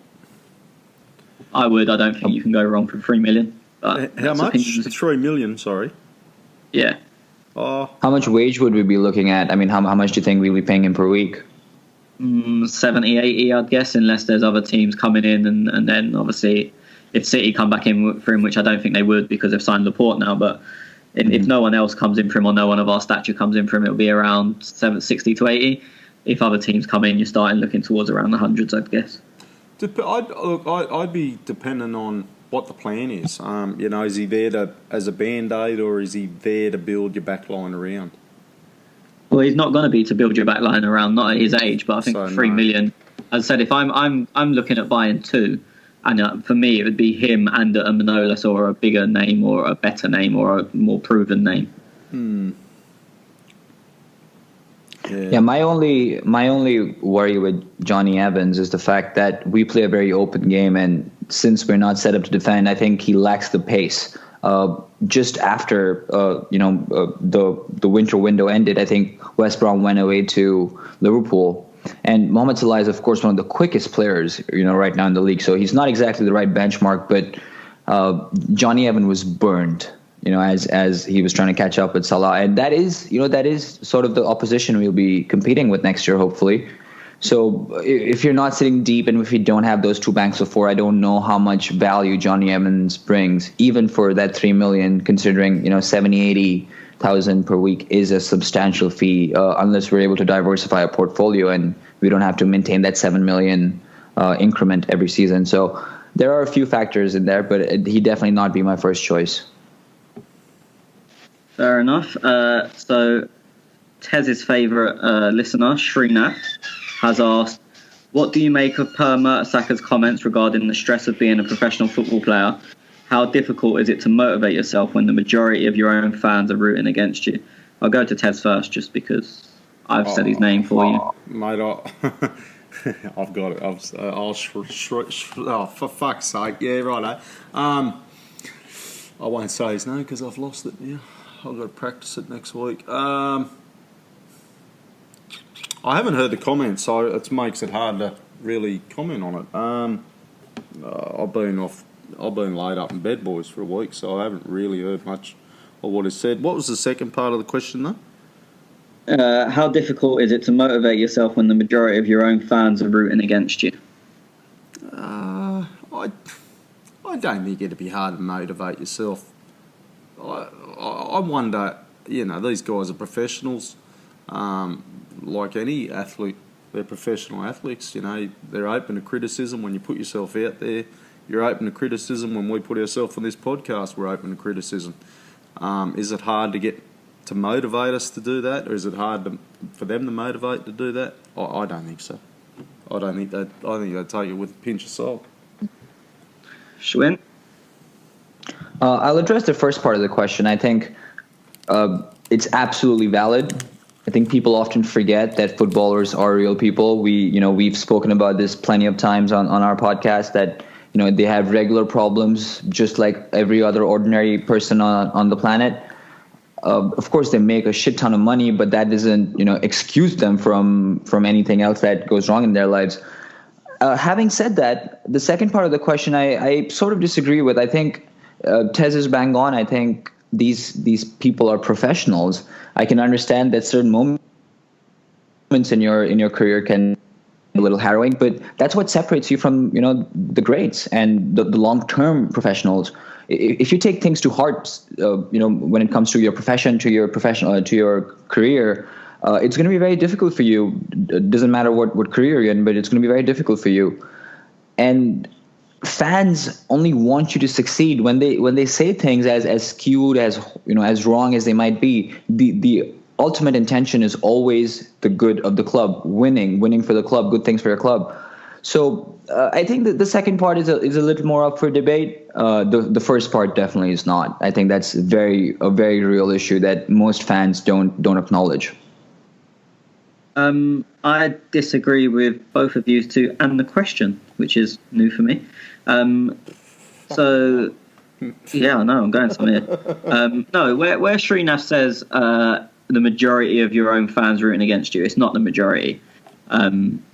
Even if we want some of the players to no longer play for us or the manager to no longer be there, we're not rooting against Arsenal. I don't say I'm speaking for all fans, but everyone I know and everyone I speak to, or the vast majority, still want Arsenal to win. So I don't think the vast majority are rooting against Arsenal, which is where I disagree with the question. Where I disagree with you two, and I don't know if this is due to being a match-going fan, but where you say, you've got to sort of brush it off. I've seen the 12th man, so to speak. We always hear it in football. The fans can be the 12th man. And I've been to numerous grounds where they have been the 12th man. And I've been to games where a team wouldn't have won if it wasn't for the fans on that day. The one that springs to mind immediately is Everton away last year. We were 1-0 up. They weren't going too great in the league at the time. We were battering them, and then their fans literally won the game for them. The volume they made, they got on the refs back. They got on Arsenal players back. They cheered absolutely everything any Everton player done. And it picked the Everton players up. And as I said, they were the 12th man. So I do think it's important. I don't think you can just say, they're professionals. They should be able to deal with it.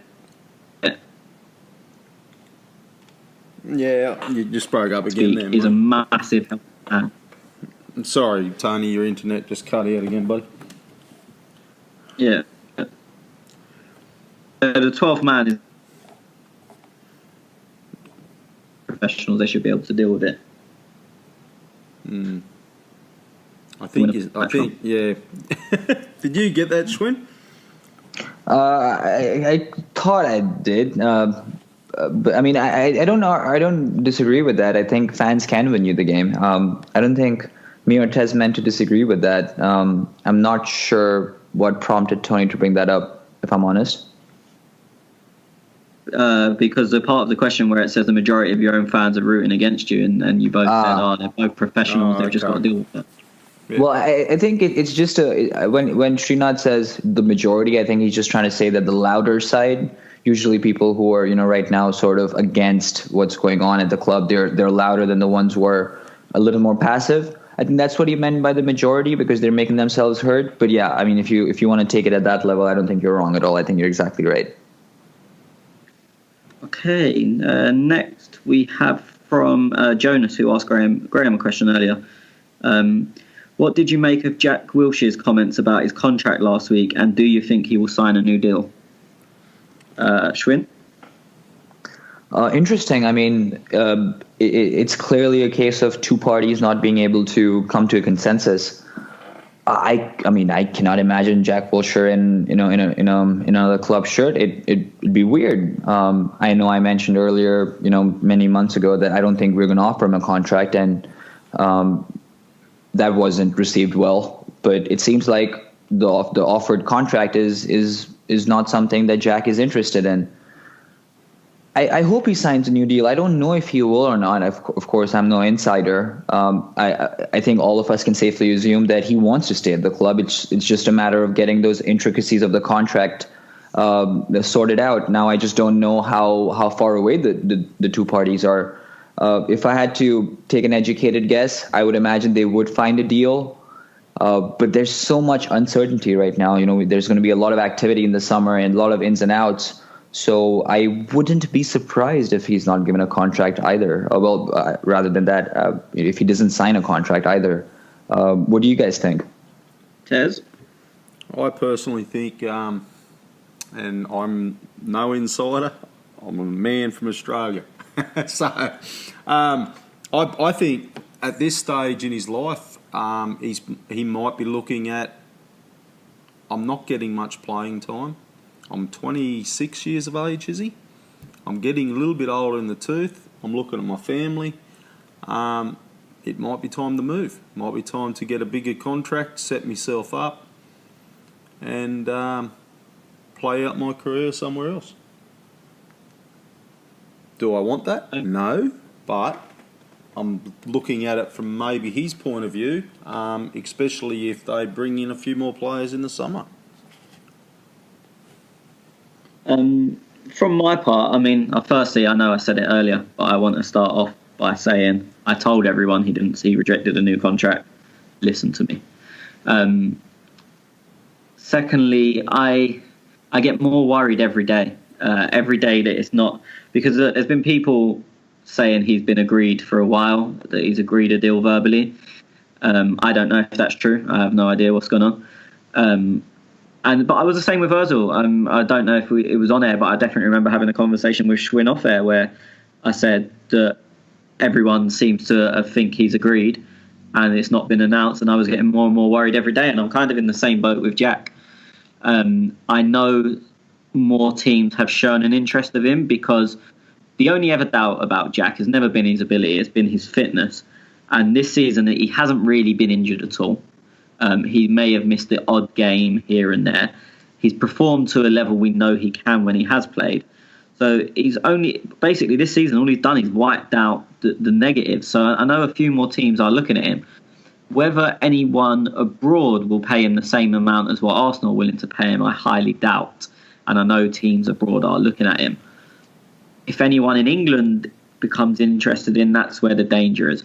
But my worry for Jack, and I asked Graham about it earlier, is some players just have an affiliation with one club and they wear their heart on the sleeve for that club and it works for them at that club. And I think Jack is that kind of player. I mean, I don't want to compare the two because it's not even a comparison, and I didn't know what was going on then, but a lot of people say Rocastle was never the same player after he left Arsenal because Arsenal was in his heart, and after that he was still a good player, but he was playing football just with his ability, whereas at Arsenal he had ability and heart. And I can imagine Jack being very similar in that sense. I think he wants to stay, and I hope that this is only a negotiating tool, but I get less confident by the day. It's really one of those situations, and I mean, we've questioned over this season particularly, who are the leaders in the at the club, who are the players who understand the history and the weight of the shirt. That's been questioned a lot, and Jack is the one that springs to mind right away.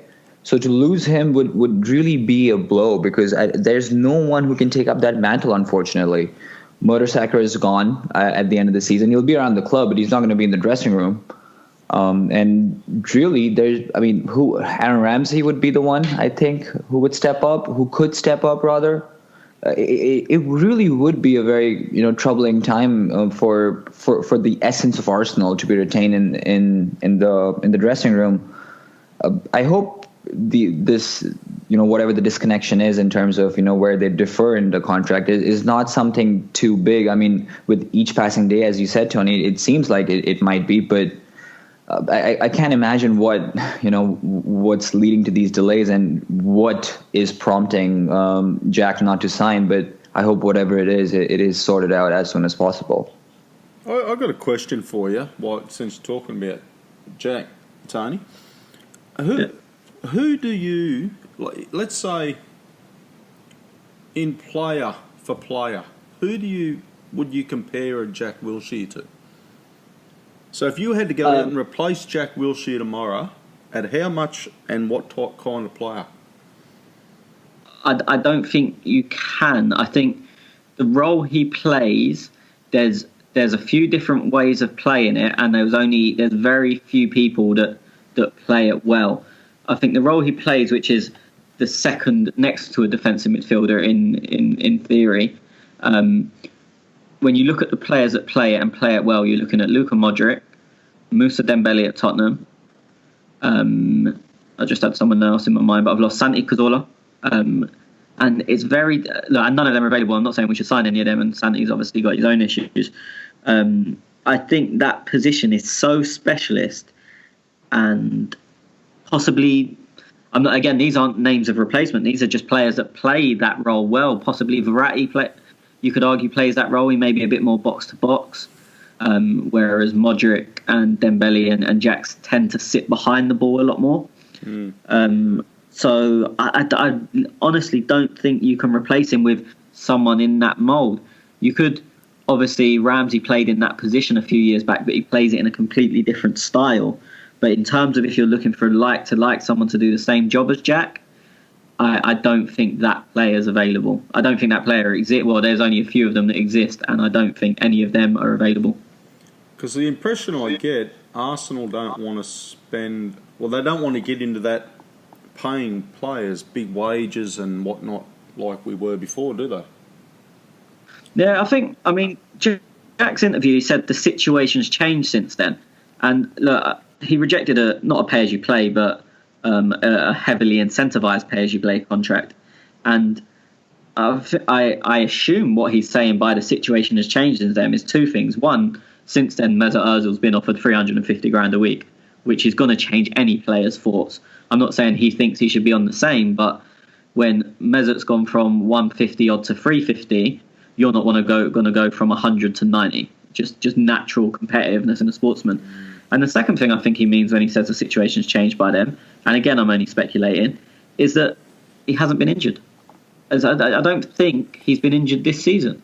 I don't buy into the fact that he was injured against City. I've said that multiple times. He clearly wasn't injured the other day when he was on the bench. Take out this season, how many games has he played? In the last... No, but he's basing it on now. You're not signing Jack Wilshere 3 years ago. You're signing him onto contract as he is now. And that's what he's thinking. Yeah, but you got to look at what he's given the last 3 years, not what he's... He doesn't. He doesn't. But but that's the thing. You have to please him. It doesn't. If they want to keep him, they have to please him. As I said, he had a contact injury last year in the last 6 weeks of the season. Beyond that, I think he played over 30 games last season for Bournemouth. He's played over 30. Well, I'm not sure if he's played over 30, but it'll be very close to it this season. Oh, he will play if he hasn't already. Obviously, we've had 30 league games. We had quite a lot of games in the Carling Cup. We had only one in the FA Cup, which he didn't play, but then we've also had 9 games in Europe now. So I'd imagine he's already played 30. If not, he's very close to it. So a player's not going to sign a contract on the pay-as-you-play when they've played over 60 games in the last 2 seasons. It's not going to happen. So I know what you're saying. I just look. If you owned a Ferrari and the thing broke down for 3 years solid, and then you come to replace your Ferrari, you'd balk and go, "Well, am I going to get the Ferrari, or will I choose the Porsche this time?" What if it's been perfect for the last 2 years? Also, no one ever chooses Porsche. Just putting that out there. Yeah. No, and also replacing him. As I said, you've got to look at replacing him as well. And I will say to Tony's point, I mean, the fact that he said that things have changed, I think another elephant in the room in this case is Aaron Ramsey.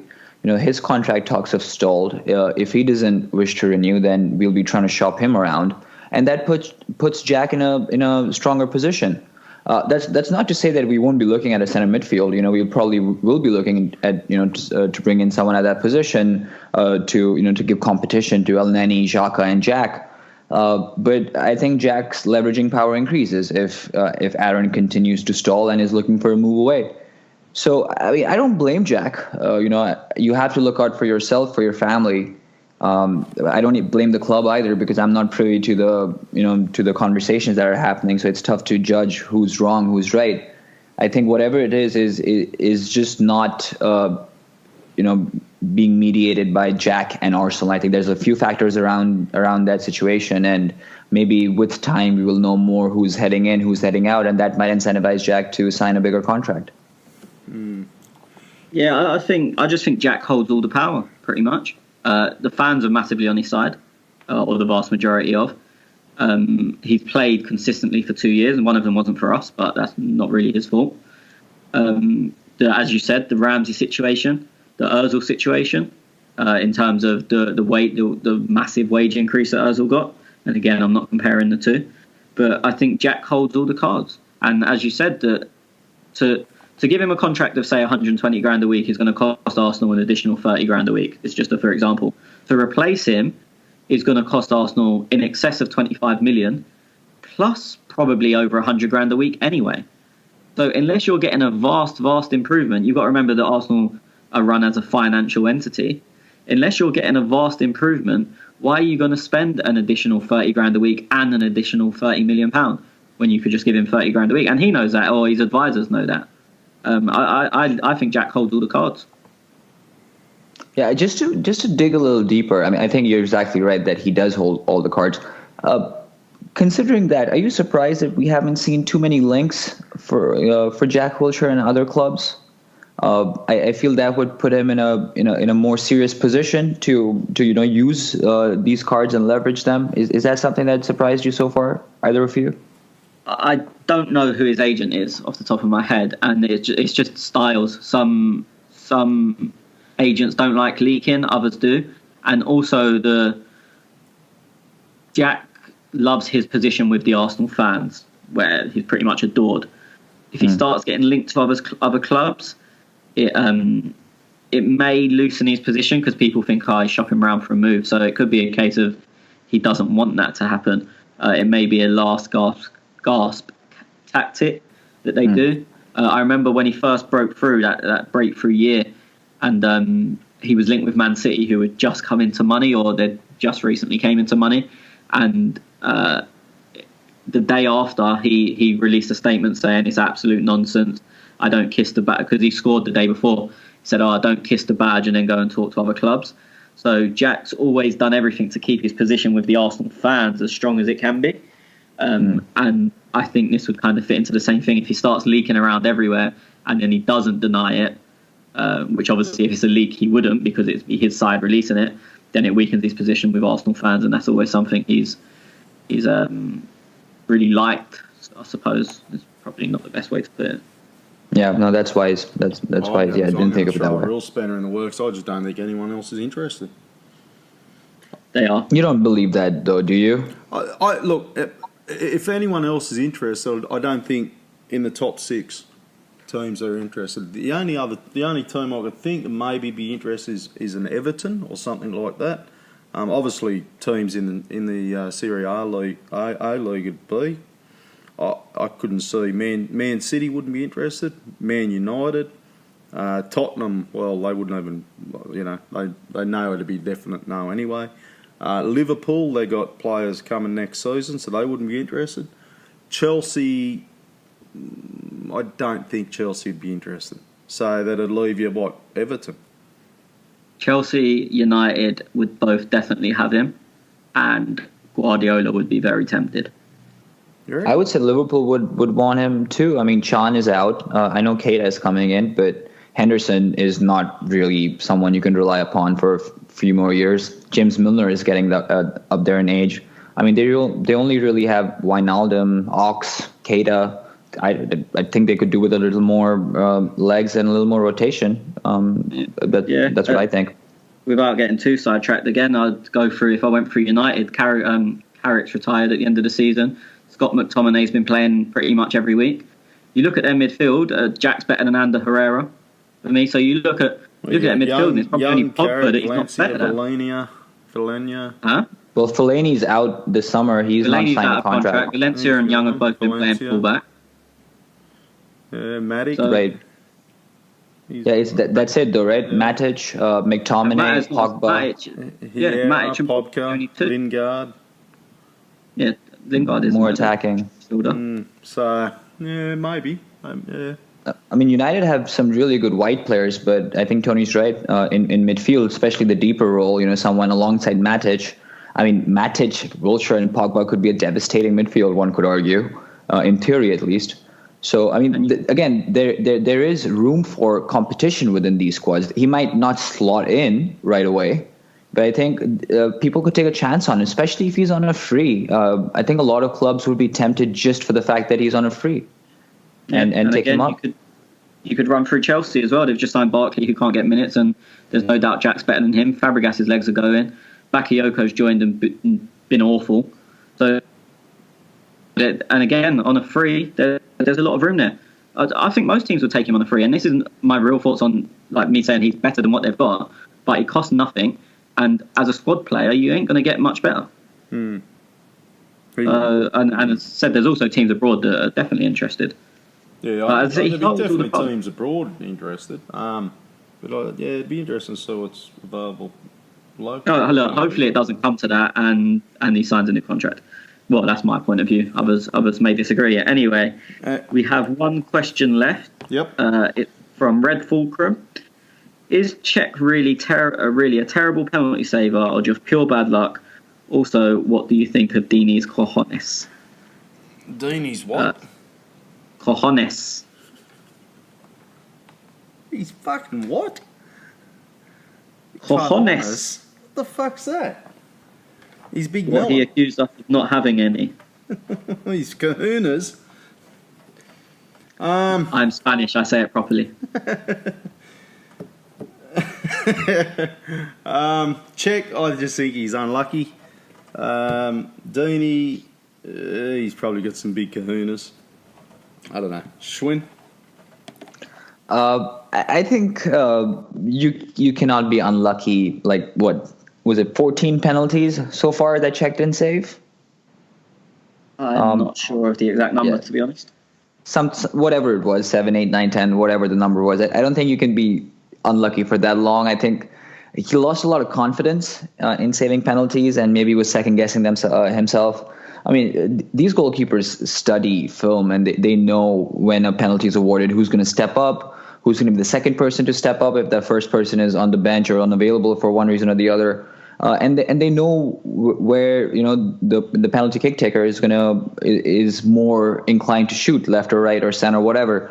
So they have crib sheets, and they know what to do in certain situations.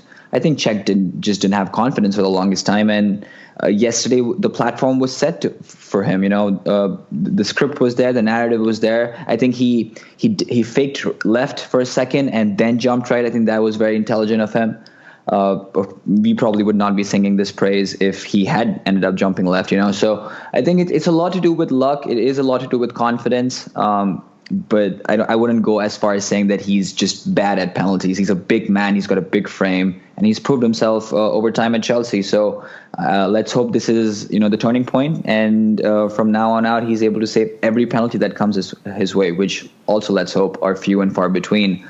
As for Dini's cojones, I mean, Tony said it perfectly last week that this is exactly what we wanted, and for him to step up and for him to miss, I think that was just the icing on the cake. I think every Arsenal fan, whether watching globally or, in the stadium, we were all in unison for that moment, because we all know what that meant. And I mean, I love a script as much as the other guy. So whenever you have that drama creep in, I'm always game for that. So absolutely brilliant. Very good answer. Tony, you must have a step. Yeah, no, so I think his penalty record was quite good before he came to Arsenal, and I think I kind of agree with Schwinn in terms of confidence in that he'd let the first few in, which happened, and there may have been some good penalties in there which were unsavable, and then it kind of, people noticed that he hadn't saved one in an Arsenal shirt, and he started maybe trying too hard in terms of throwing himself right into the corner, which meant he probably would have saved an excellent penalty that went that way, but not a good one or not a bad one because he'd got dived too far, or he started going too early because he was trying to reach that corner. And when you go too early, it gives the player an option of just rolling it simply the other way. I think it'd be harsh to call him terrible. Obviously, his record at Arsenal, you could say, has been terrible, but his record as a whole isn't bad. And yeah, hopefully there's more. Well, I don't ever want to see him have to save another one because I don't want us to give any away. But hopefully, if we do, he's from now on he does the job. In terms of Deeney, look, he kicked the ball and the keeper saved it. I don't think balls really come into football as such. I know that it's a brilliant narrative. It's all fun. It was brilliant shouting, "Fat boy, what's the score?"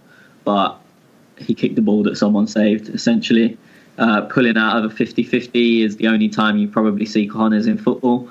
But that didn't happen to us at Watford away, and he chose to use that term of phrase. So now apparently it relates to everything in football. And yeah, it's a bit of fun. He played the pantomime villain. I think he quite enjoyed it himself, to be honest. And yeah, the term of phrase, I don't really care about. Okay, boys, we've been going for fucking hours. So I do have a trivia question. I do have a trivia question if you want. yeah, go shoot. So Mustafi got our 1,000th Premier League home goal yesterday. Who got the first? Jesus Christ. Can I give a hint? Do you know who it is? Yeah. Okay. Righto. No, I won't give a hint. Do you really know who it is, Tez? Yeah. Wow, that must be like 80, 90 years ago. Maybe even more than that. Premier League. It's Premier League. Premier League. Yeah. Oh, okay. I won't give it away, but anyway. Okay, thank you for listening. Thank you for downloading. You can listen to us at you can follow us on Twitter at @clockend_talk. I've had 2 weeks off and rusty as hell, so thank you once again, Schwinn, and thanks, Tony. No Always worries. a pleasure.